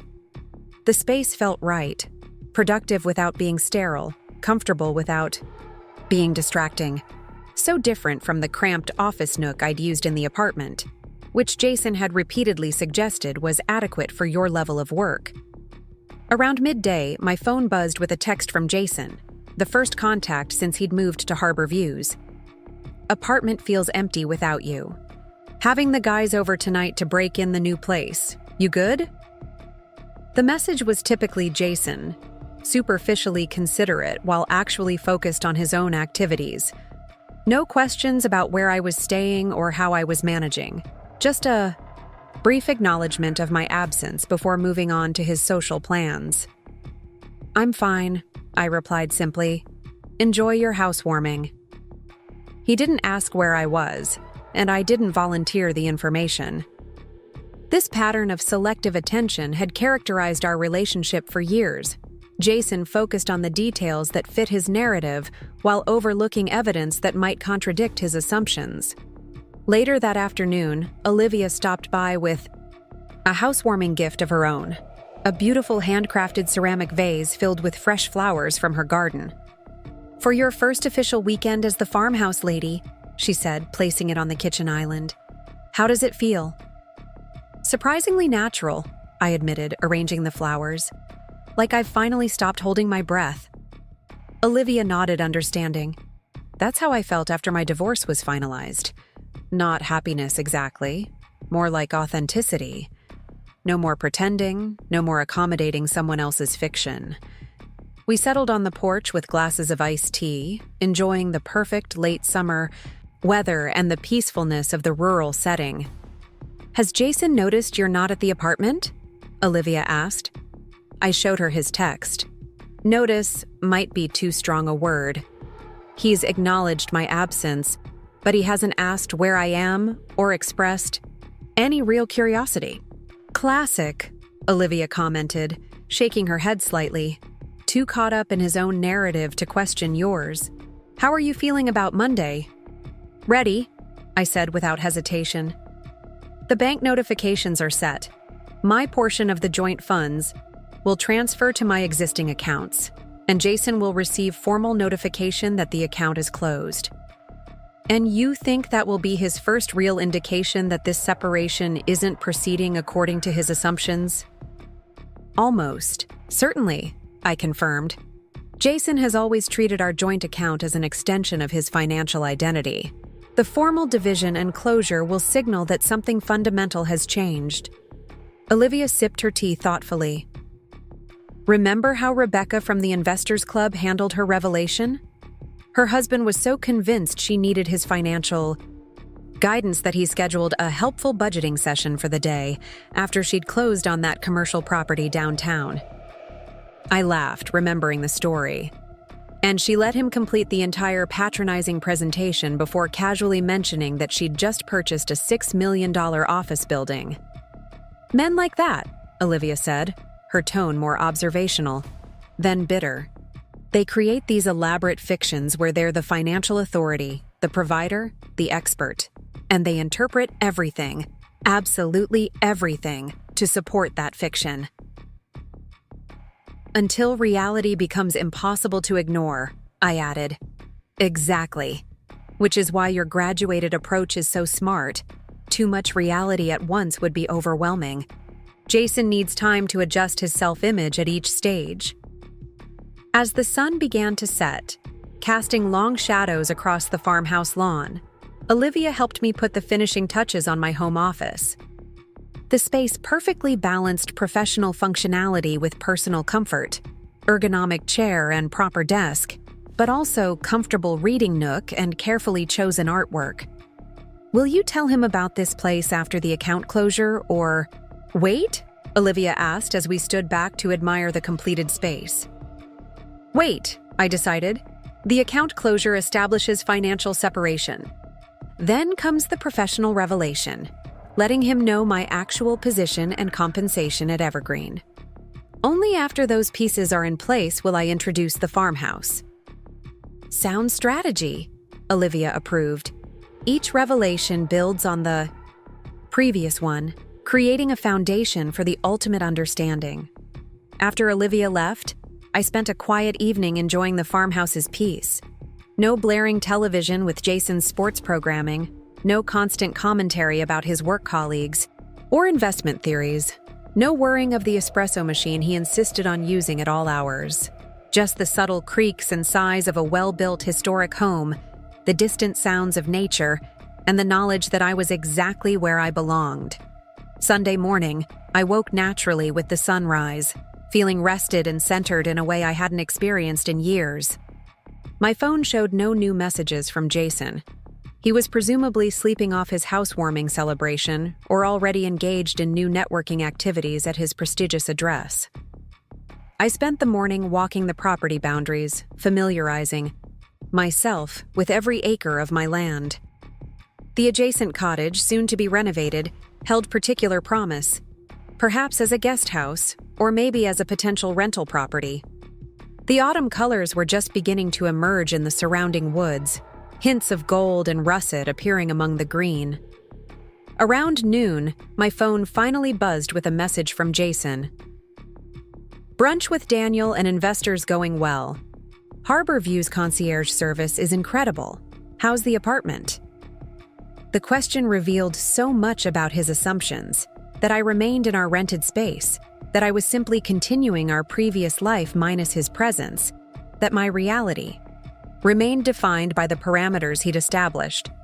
Rather than directly challenging these assumptions, I opted for simple ambiguity. Not at the apartment today, enjoying some personal time. Good luck with your investors. His response came quickly. Right, Sunday yoga or whatever. Pick up groceries later? Running low on coffee before I left.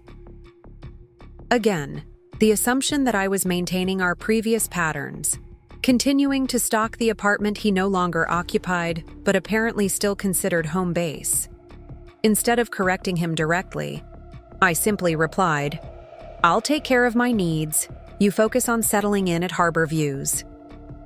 The deliberately ambiguous phrasing seemed to satisfy him, as he responded only with a thumbs-up emoji before presumably returning to his brunch networking.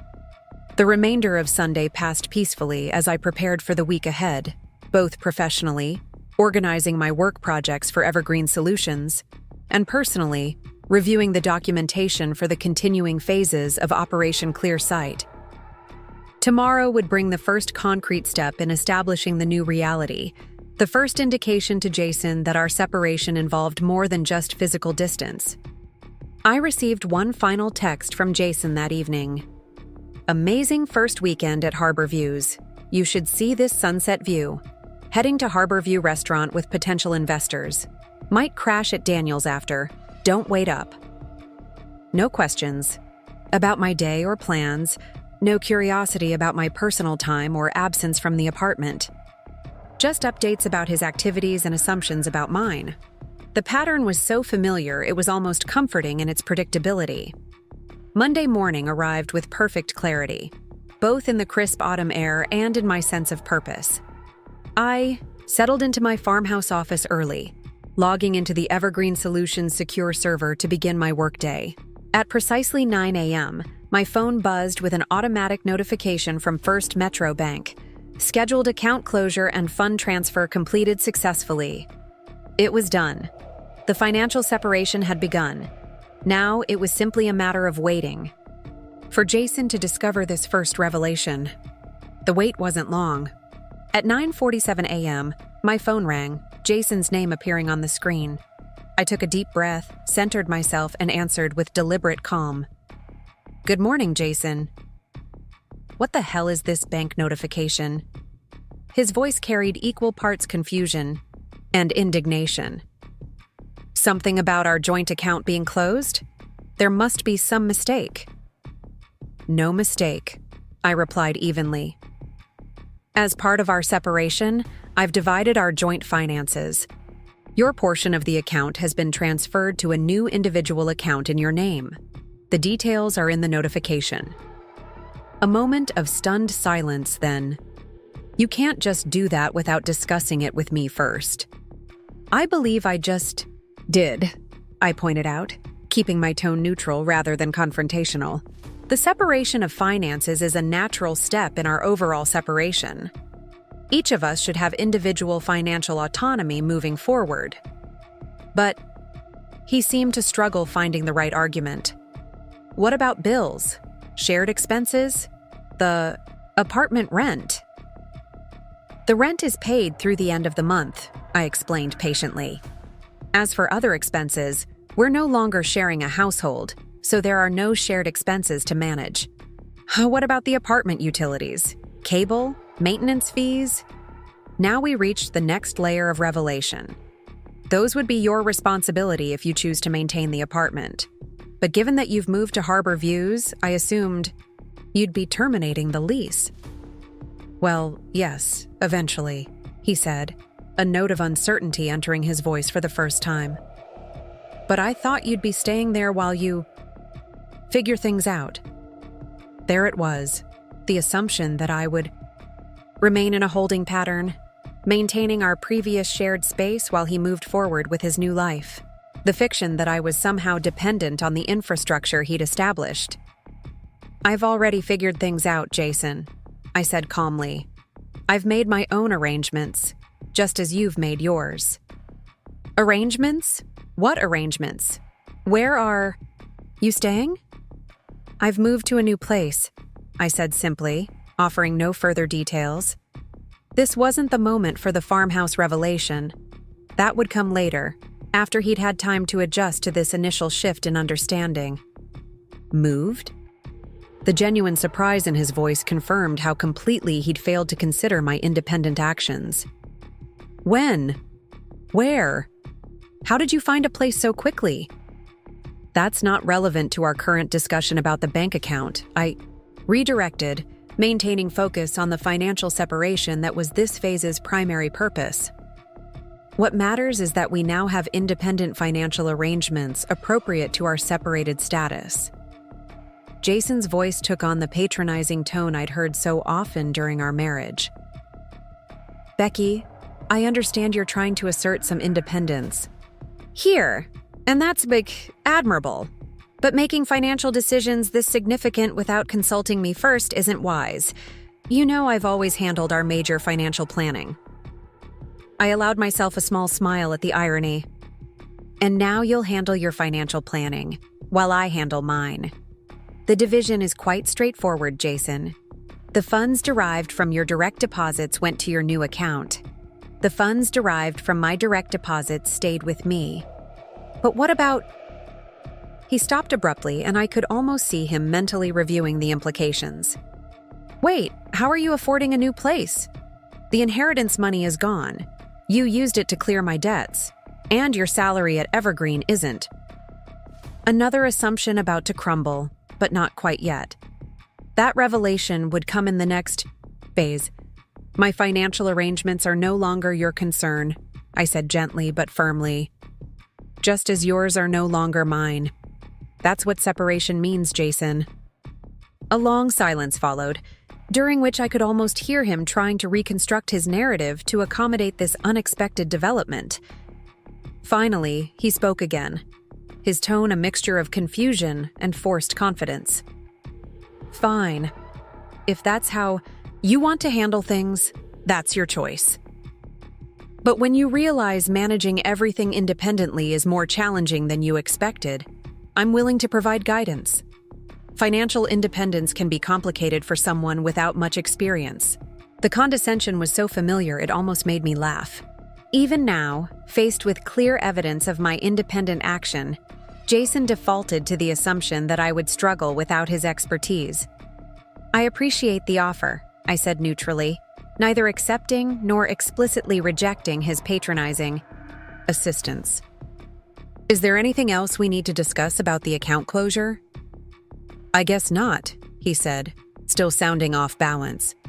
But Becky, seriously, where are you staying? I still have some things at the apartment I need to pick up. Are you there now? No, I said truthfully. As I mentioned, I've moved to my new place. If you need to access the apartment, the leasing office can let you in. I've already removed my personal belongings. He stopped again, apparently processing this information. When did this happen? I was just there on Saturday. Yesterday, I said simply. A moving service handled everything efficiently. Another silence as Jason apparently struggled to reconcile these developments with his assumptions about my capabilities and resources. This all seems very sudden. And frankly, not very well thought out. Moving takes planning, financial preparation. Where did you even find a place that would approve you without rental history in your own name? Our apartment lease is in my name. Each question revealed another layer of his fundamental misunderstanding of my situation. Rather than correcting each misconception individually, I opted for a broader response. Jason, I understand this is unexpected from your perspective, but I assure you, everything has been thoroughly planned and executed. My new living arrangements are secure, and my financial situation is stable. The only change is that our resources are now formally separated rather than joint. If you say so, he replied, skepticism evident in his tone. But when things get challenging, as they inevitably will without my income supplementing yours, remember that my offer of guidance stands. Financial reality has a way of asserting itself. The irony of his statement was almost too perfect. Financial reality was indeed asserting itself, just not in the way Jason anticipated. I'll keep that in mind, I said, suppressing a smile. Now, if there's nothing else about the account closure to discuss, I need to get back to work. Right, your work from home day, he said, his tone suggesting he still viewed my professional arrangements as somehow less significant than his own. I should go too. Meeting with Daniel and the investors about next steps for the startup. Things are moving quickly. Good luck with that, I said sincerely. Whatever happened between Jason and me, I didn't wish financial disaster on him, though I suspected his current trajectory with Daniel's questionable startup would lead precisely there. After ending the call, I took a moment to process what had just occurred. Phase 1 was complete. The financial separation had been established, and Jason had received his first indication that our separation wouldn't proceed according to his assumptions. His reaction had been exactly as anticipated: initial confusion, followed by attempts to maintain his position as financial authority, concluding with condescending offers of guidance when the reality I was establishing inevitably proved too challenging for my supposed limited capabilities. I texted a brief update to Lisa. Phase 1 complete. Reaction as expected, proceeding with preparation for Phase 2. Her response came quickly. Well done. Maintain course. Document all interactions. As I returned to my work projects, I found myself reflecting on the patterns that had defined my marriage to Jason. The assumptions, the condescension, the refusal to see evidence that contradicted his preferred narrative, all had persisted even in this first conversation after our separation began. Part of me wondered if the subsequent revelations would actually penetrate his self-image, or if he would simply construct more elaborate explanations to maintain his fiction of superior financial acumen. Either way, the path forward was clear. Phase 2, the professional revelation, would proceed as planned next week. In the meantime, I would continue establishing my new life at the farmhouse, managing my actual financial resources, and preparing for each carefully planned disclosure. The foundation had been laid, the first boundary established. The process of replacing fiction with reality had officially begun. The week following the account closure unfolded with a curious mixture of professional productivity and personal anticipation. My remote work for Evergreen Solutions continued seamlessly from the farmhouse office, where the natural light and peaceful surroundings actually enhanced my focus and creativity. Without Jason's constant interruptions and demands for attention, I found myself completing projects ahead of schedule and developing innovative solutions to long-standing challenges. Jason, meanwhile, maintained sporadic contact, primarily texts updating me on his startup activities with Daniel or social connections at Harbor Views. Each message revealed his continuing assumption that I would be impressed by these developments, that I remained an audience for his performance of success rather than an independent actor in my own life narrative. Met with venture capital group today, one typical text read. Very interested in Daniel's startup. Could be major funding on horizon. Told them about my marketing expertise. They were impressed. I responded with appropriate politeness while neither encouraging nor challenging his narrative. Sounds promising. Hope it works out well. On Wednesday evening, Jason called rather than texted, unusual enough to indicate something significant had occurred. "Hey," he began, his tone carrying forced casualness. "How's everything going?" "Fine," I replied truthfully. "Just finished work for the day. How are you?" "Good, good. Listen, I stopped by the apartment today to pick up some things I forgot during the move. Noticed all your stuff is gone." "Yes," I confirmed. "As I mentioned on Monday, I've moved my personal belongings to my new place." A pause. "Right, you said that. It just seemed real. Seeing the apartment without your things. Speaking of which, where exactly are you staying? You never actually said." This was the first direct question he'd asked about my living arrangements. The first indication of genuine curiosity about my independent actions rather than assumptions about my continued dependence. "I've found a place that suits my needs," I said, deliberately vague. The farmhouse revelation would come, but not yet. First, the professional disclosure needed to establish the foundation for understanding how I could afford such a property. "That's not really an answer," Jason pointed out, a hint of frustration entering his voice. "I'm just trying to make sure you're okay. Moving is expensive. Finding decent rentals in this market is challenging. I want to make sure you haven't made any hasty decisions that might create financial strain." Always the assumption that my decisions would be hasty, ill-informed, financially naive. Even now, faced with clear evidence of my independent action, Jason defaulted to concern about my supposed financial limitations. "I appreciate the concern," I said carefully, "but my living arrangements are secure and financially sound. There's no need to worry about my situation." "If you say so," he replied, skepticism evident. "But seriously, Becky, where are you staying? Is it one of those extended stay hotels? Those get expensive fast, and with your income limitations." "Jason," I interrupted gently, "I understand you're concerned, but my financial situation is not what you think it is, and my living arrangements are perfectly appropriate to my resources." A longer pause this time. "What does that mean? Your financial situation isn't what I think? I know exactly what it is. We've been married for 7 years. Your salary at Evergreen as a project coordinator, the inheritance money that went to clearing my debts, the small savings account you maintained. What am I missing?" This was it, the natural opening for Phase 2, the professional revelation. The timing felt right. The conversation had organically reached the point where this disclosure made sense. "Actually," I said carefully, "there are several things you're missing. For starters, I'm not a project coordinator at Evergreen Solutions. I'm the Senior Director of Strategic Initiatives, reporting directly to the CEO.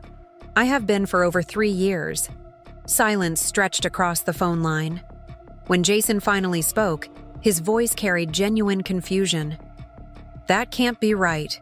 You've always talked about coordinating projects, managing timelines, supporting the team.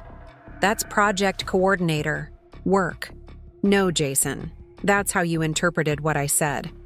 I've always been clear about managing strategic initiatives, developing enterprise-wide solutions, and directing cross-functional teams. You just heard what fit your assumptions." Another pause. "So what does this senior director position pay exactly?" Of course that would be his first question. The financial implications rather than the professional achievement or his years of misunderstanding.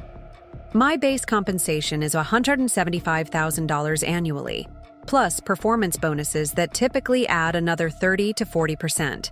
Last year's total compensation was just over $230,000. The silence that followed was profound. I could almost hear Jason's mental calculations as he compared this figure to his own salary, which I knew to be substantially less, despite his frequent implications that he was the primary earner in our household. He finally managed. That can't be right. You never mentioned compensation at that level. We would have had much more disposable income, more investment capacity.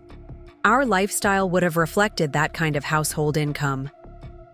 Our lifestyle reflected your preferences, not our actual resources, I corrected gently. The designer furniture, premium electronics, luxury vacations, those were your priorities. Meanwhile, I was allocating my income differently. Differently how? The edge in his voice suggested dawning comprehension mixed with disbelief. Investments, savings, strategic financial planning, I explained, deliberately keeping details vague. The full extent of my portfolio would be revealed later, in Phase 3. For now, establishing my true professional position and income was sufficient. For 7 years! Jason's voice had risen slightly. You've been making this kind of money for years and never said anything? Never contributed more to our joint expenses? Let me believe we were operating on a much tighter budget than necessary? The audacity of his indignation was almost amusing, as if my higher income should have been devoted to elevating our lifestyle to match his aspirations rather than building my own financial security. I contributed exactly what we agreed to for joint expenses, I reminded him calmly. 50% of all household costs, plus additional contributions when unexpected expenses arose. The remainder of my income was mine to allocate as I saw fit, just as your income was yours. But, he seemed to struggle forming a coherent objection. But I'm your husband. We're supposed to be partners. Financial transparency is fundamental to marriage. Now the irony was too perfect to ignore. Financial transparency? Like the credit cards you opened without discussing them? The loans from your brother you never mentioned until they needed repayment? The investment opportunities you committed to without consultation? That kind of transparency? A defensive edge entered his voice. Those were different, strategic financial moves that benefited both of us, building our future.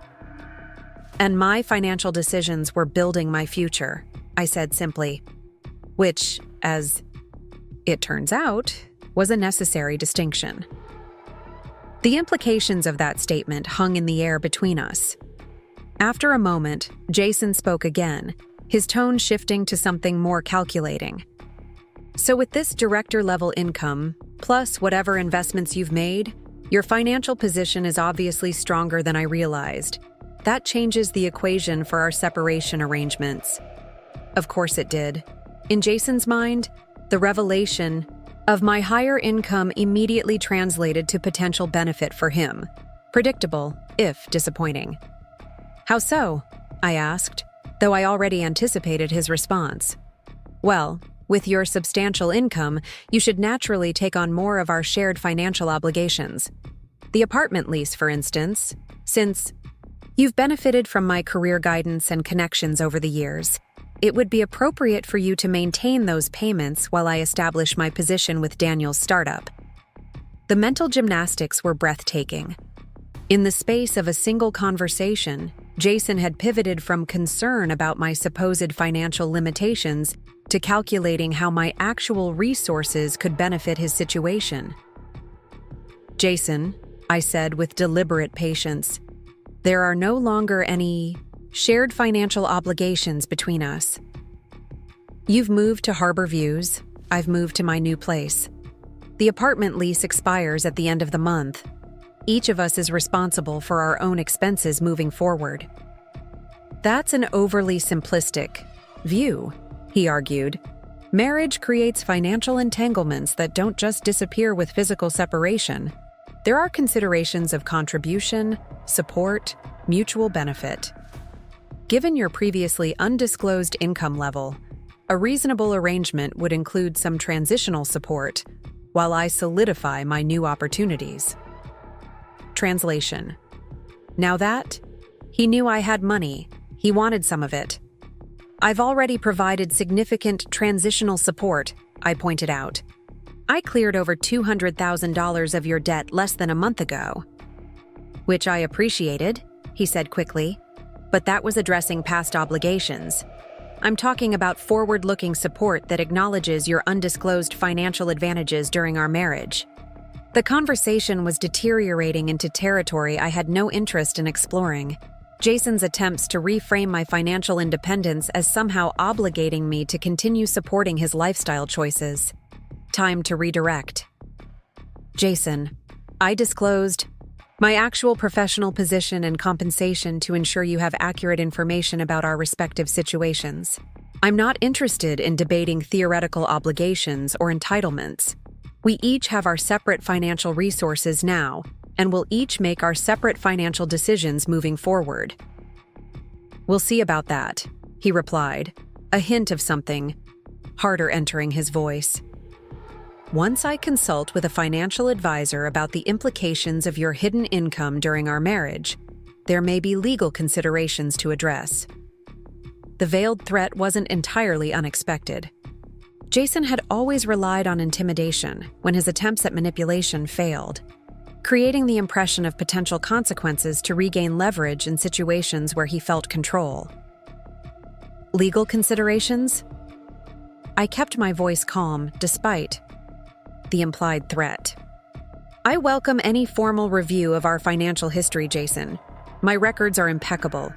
His bluster faltered momentarily. Records don't tell the whole story. There are principles of marital partnership that go beyond documentation.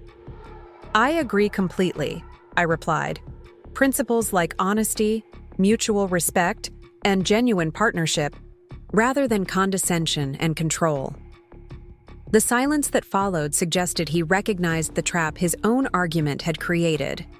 Finally, he shifted tactics. Look, I didn't call to argue. I'm just surprised by this revelation.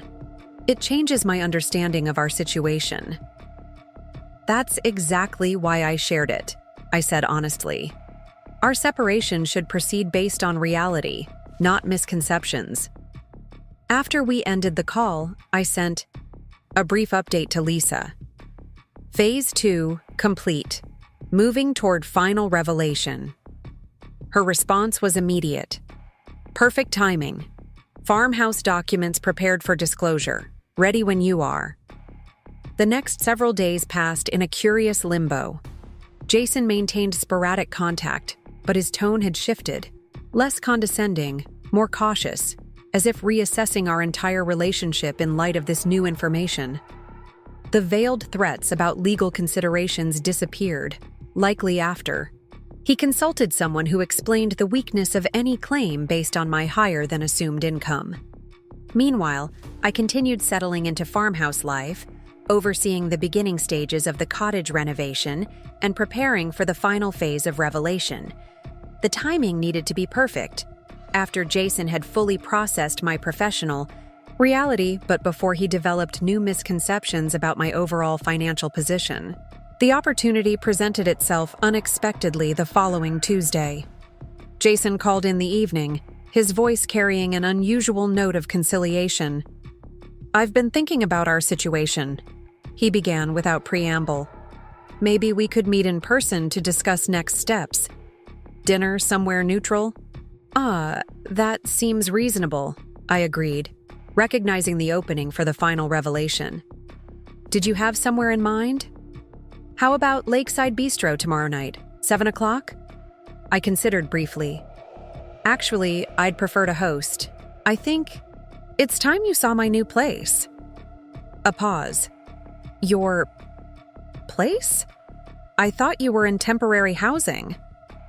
No, Jason. That was your assumption. I've established my permanent residence, and I think seeing it will help clarify our situation. Okay, he said slowly, curiosity evident in his voice.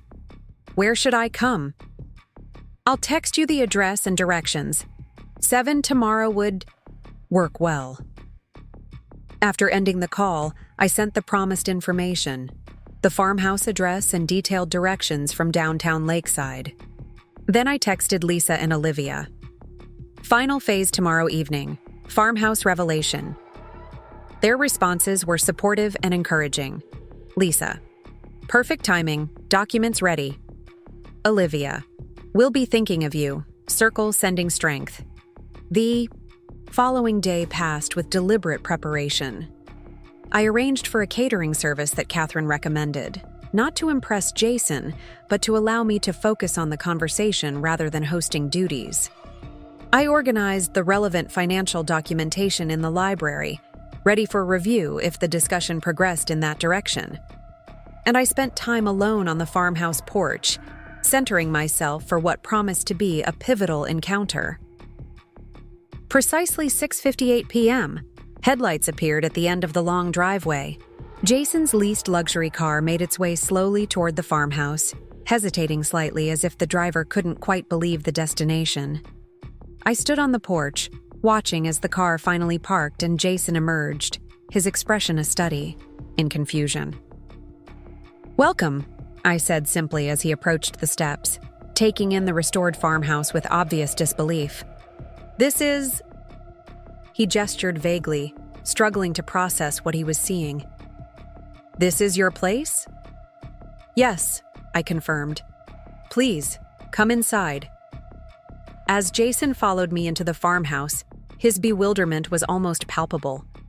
He moved through the entryway into the main living area, eyes darting from the restored original woodwork to the tasteful furnishings, to the sweeping views of the property visible through the large windows.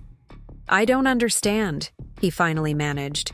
This is a historic farmhouse, completely renovated. This must be worth..." "Approximately $1-2 million in the current market," I supplied. "Though that's not counting the adjacent property and cottage I recently acquired." Jason sank onto the nearest chair, visibly struggling to integrate this information with his understanding of our situation. "You own this? Outright?" "Yes, purchased 3 years ago, renovated to my specifications, fully paid. No mortgage." "But that's not possible," he insisted. "Your inheritance wasn't enough to cover my debts and purchase property like this. Even with your director-level salary, the timing doesn't work. My inheritance was substantially larger than you assumed," I explained, offering him a glass of wine from the selection the caterer had prepared. "The portion I used to clear your debts was less than a quarter of the total." Jason accepted the wine automatically, still scanning the farmhouse with disbelief. "And you never mentioned this? Never thought to discuss such significant financial resources with your husband?" "I observed how you handled financial information," I said carefully. "Each time I cleared a debt or covered an unexpected expense, you immediately created new obligations. Your spending expanded to consume whatever resources you believed were available. I made a decision to protect my inheritance through separate management." He flinched slightly at the assessment but didn't deny it. Instead, he gestured around the farmhouse. "So, all this time, while we were living in a rented apartment, arguing about expenses, you secretly owned a historic estate?" "Yes," I said simply, though I'd characterize it as privately rather than secretly. "My financial resources were always mine to manage, just as yours were yours." Jason took a long drink of wine before responding. "Why reveal all this now? Why not just let me continue believing whatever I assumed about your situation?" It was a fair question, and one I'd asked myself repeatedly during the planning of Operation Clear Sight. "Because truth matters," I replied honestly.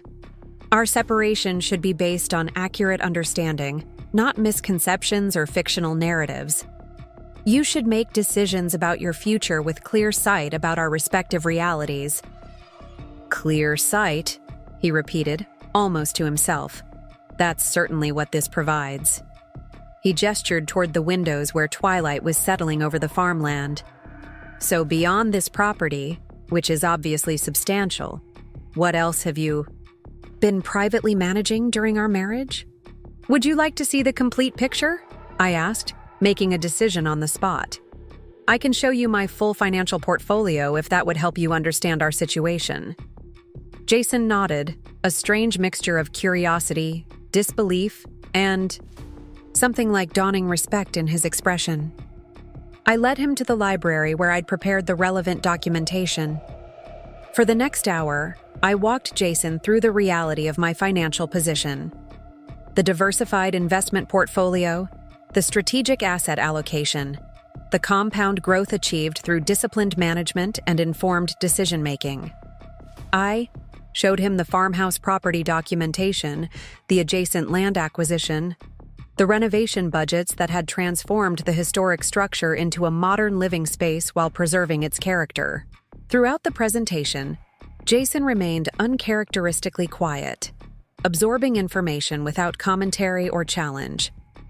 When I finally finished, he set aside the portfolio summary and looked directly at me. "All these years," he said slowly, "I thought I was the financial authority in our relationship. I lectured you about investment strategies and financial priorities.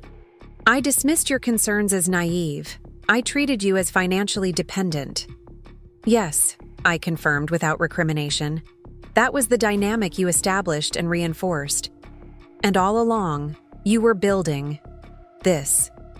He gestured to encompass both the physical property and the financial documentation before us. "While I was accumulating debt and chasing get-rich-quick schemes, you were creating actual substantial wealth." The recognition seemed to physically transform him, as if the weight of maintaining his fictional narrative had been lifted, replaced by the strange lightness of truth, however uncomfortable. "I was wrong about you," he said finally. "Completely, fundamentally wrong. About your financial capabilities, your professional position, your resources. About everything that mattered in our relationship." "Not everything," I corrected gently. "But about those aspects, yes. You created a narrative where you were the provider, the authority, the expert, and you interpreted everything to support that narrative, even when evidence contradicted it." Jason nodded slowly. "And now? Where does this revelation leave us?" "That depends on what you want," I said truthfully. "Our separation is proceeding. You're establishing your new life at Harbor Views. I'm settled here at the farmhouse. The financial ties between us have been severed. Except for the debt clearance," Jason pointed out. $200,000 of my obligations, eliminated by your resources. "Consider it a clean break," I suggested.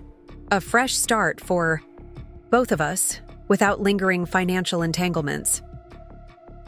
Jason looked around the library, taking in the careful restoration, the thoughtful design, the evidence of deliberate planning and execution. When he spoke again, his voice carried a new note, something like genuine respect. "You've built something remarkable here, Rebecca. Not just the property, but the whole financial foundation. It's impressive. Genuinely impressive." The use of my full name rather than the diminutive Becky he'd always preferred spoke volumes about the shift in perception. "Thank you," I said simply. "It represents years of disciplined effort and strategic planning." While I was buying watches and leasing luxury cars to project success, you were quietly creating the real thing. The self-awareness in his assessment surprised me. "Different priorities," I offered without judgment. Jason nodded slowly, finishing his wine before setting the glass carefully on the desk. "I should go. This is a lot to process. But I'm glad you showed me. Glad you corrected my misconceptions." As we walked back to the entryway, the catering staff discreetly cleared dinner settings that had gone unused.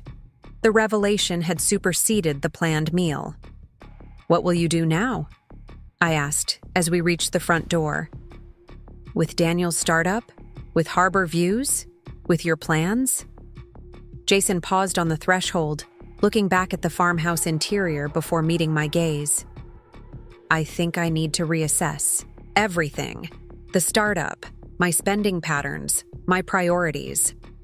This revelation has made me question all my assumptions, not just about you, but about myself.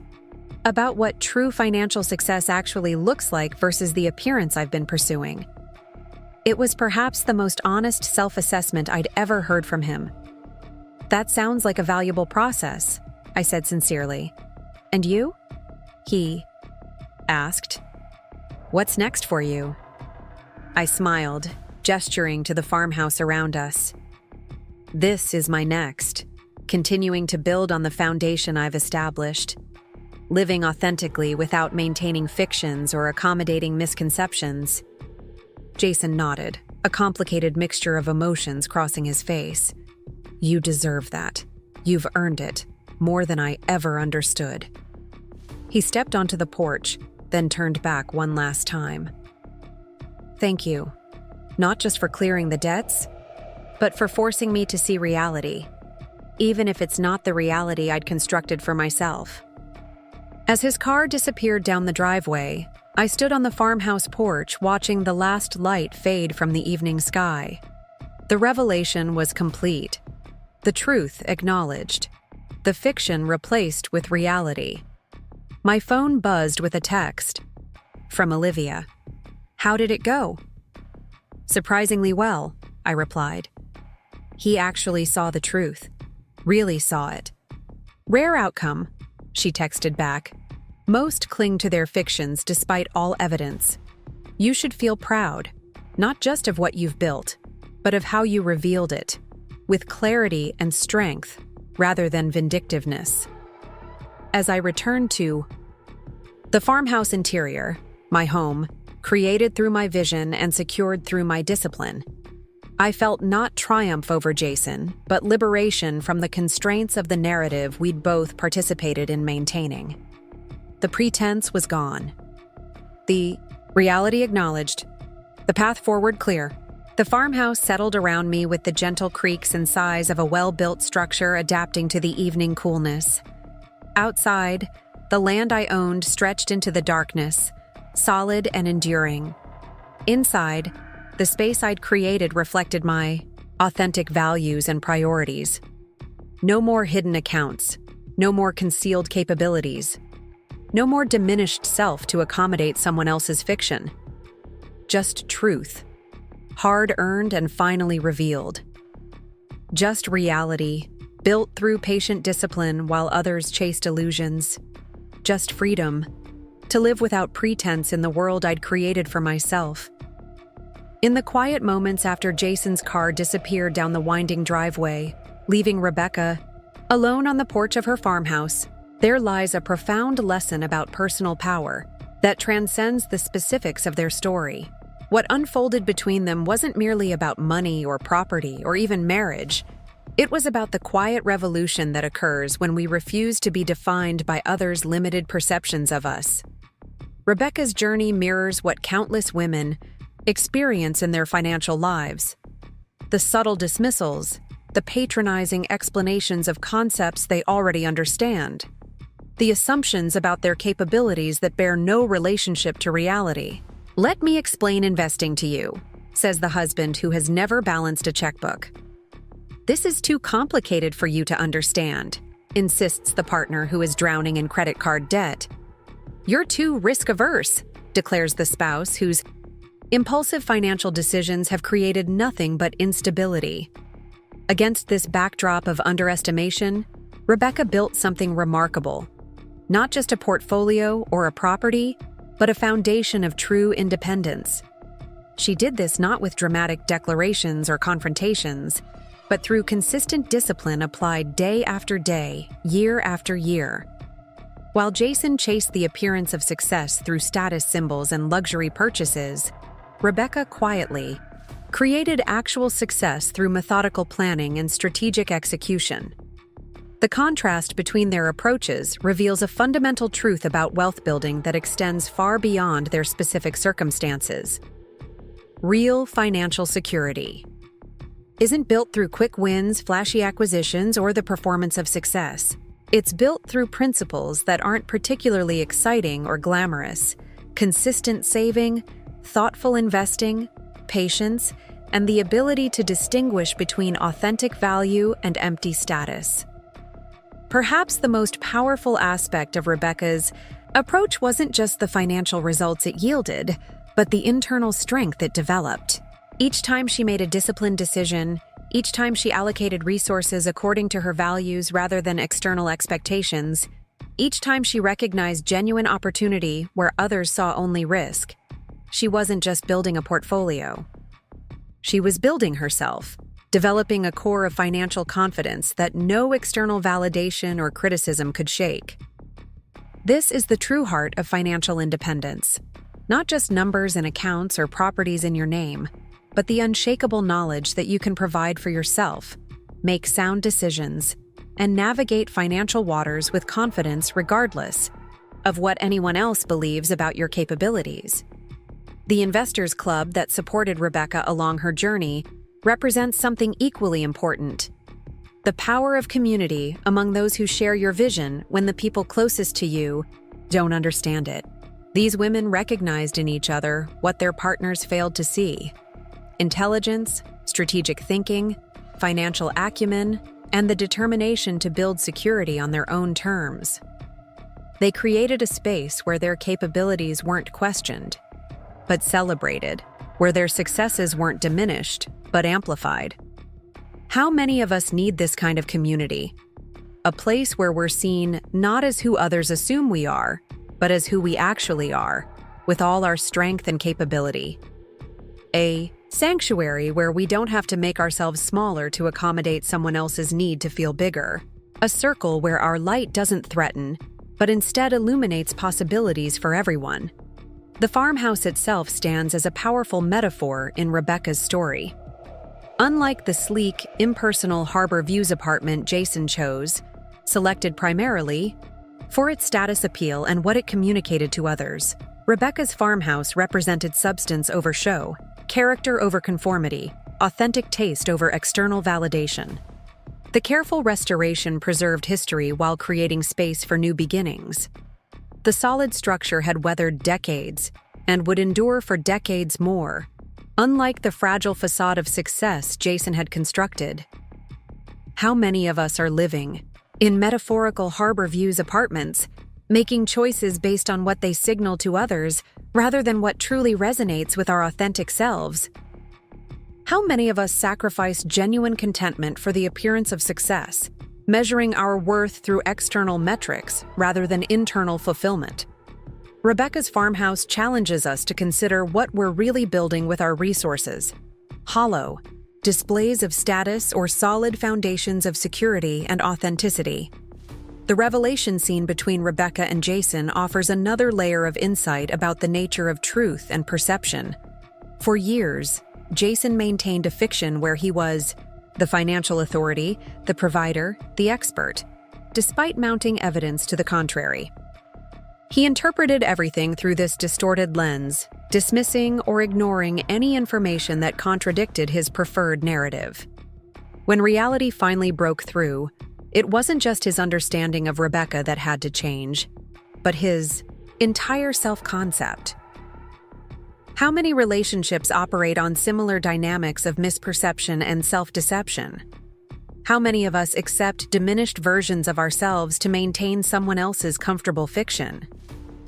And what becomes possible when we finally step fully into our truth, refusing to contort ourselves into shapes that make others more comfortable at the expense of our own authenticity?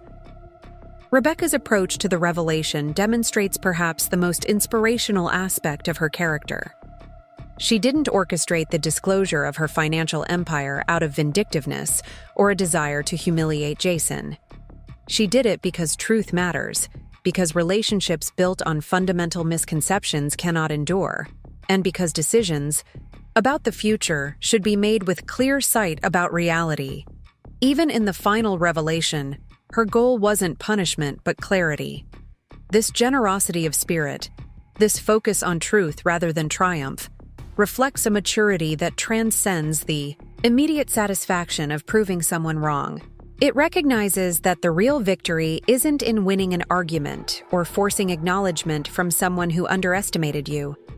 The real victory is in the quiet confidence of knowing your own worth, regardless of whether others recognize it. For everyone who has been systematically underestimated, whether because of gender, age, background, appearance, or any other superficial factor, Rebecca's story offers both validation and a roadmap. The validation comes from recognizing that the problem was never your capability, but others' perception. The roadmap shows that the solution isn't necessarily confrontation, but consistent action aligned with your values and vision. Build anyway. Save anyway. Invest anyway. Plan anyway. Even when those around you question your methods or dismiss your capabilities, continue moving steadily toward your goals. True financial wisdom often doesn't announce itself with flashy symbols or grand declarations. It reveals itself over time through results that speak louder than any lecture or presentation ever could. The power dynamics in Rebecca and Jason's relationship illuminate another critical lesson about financial independence. Throughout their marriage, Jason believed he held the power because he controlled the narrative. He defined what financial success looked like, what constituted wise investment, what represented appropriate risk. But real power rested with Rebecca. All along, built through her quiet accumulation of actual resources rather than the illusion of prosperity. This distinction between actual power and perceived power extends far beyond their specific situation. How often do we cede our financial authority to those who speak with confidence rather than those who act with competence? How frequently do we mistake certainty for correctness or persuasiveness for prudence? Rebecca's journey reminds us to look past performances of financial expertise to the actual results they produce. Perhaps the most transformative moment in Rebecca's story isn't when Jason finally sees the farmhouse or understands her true financial position.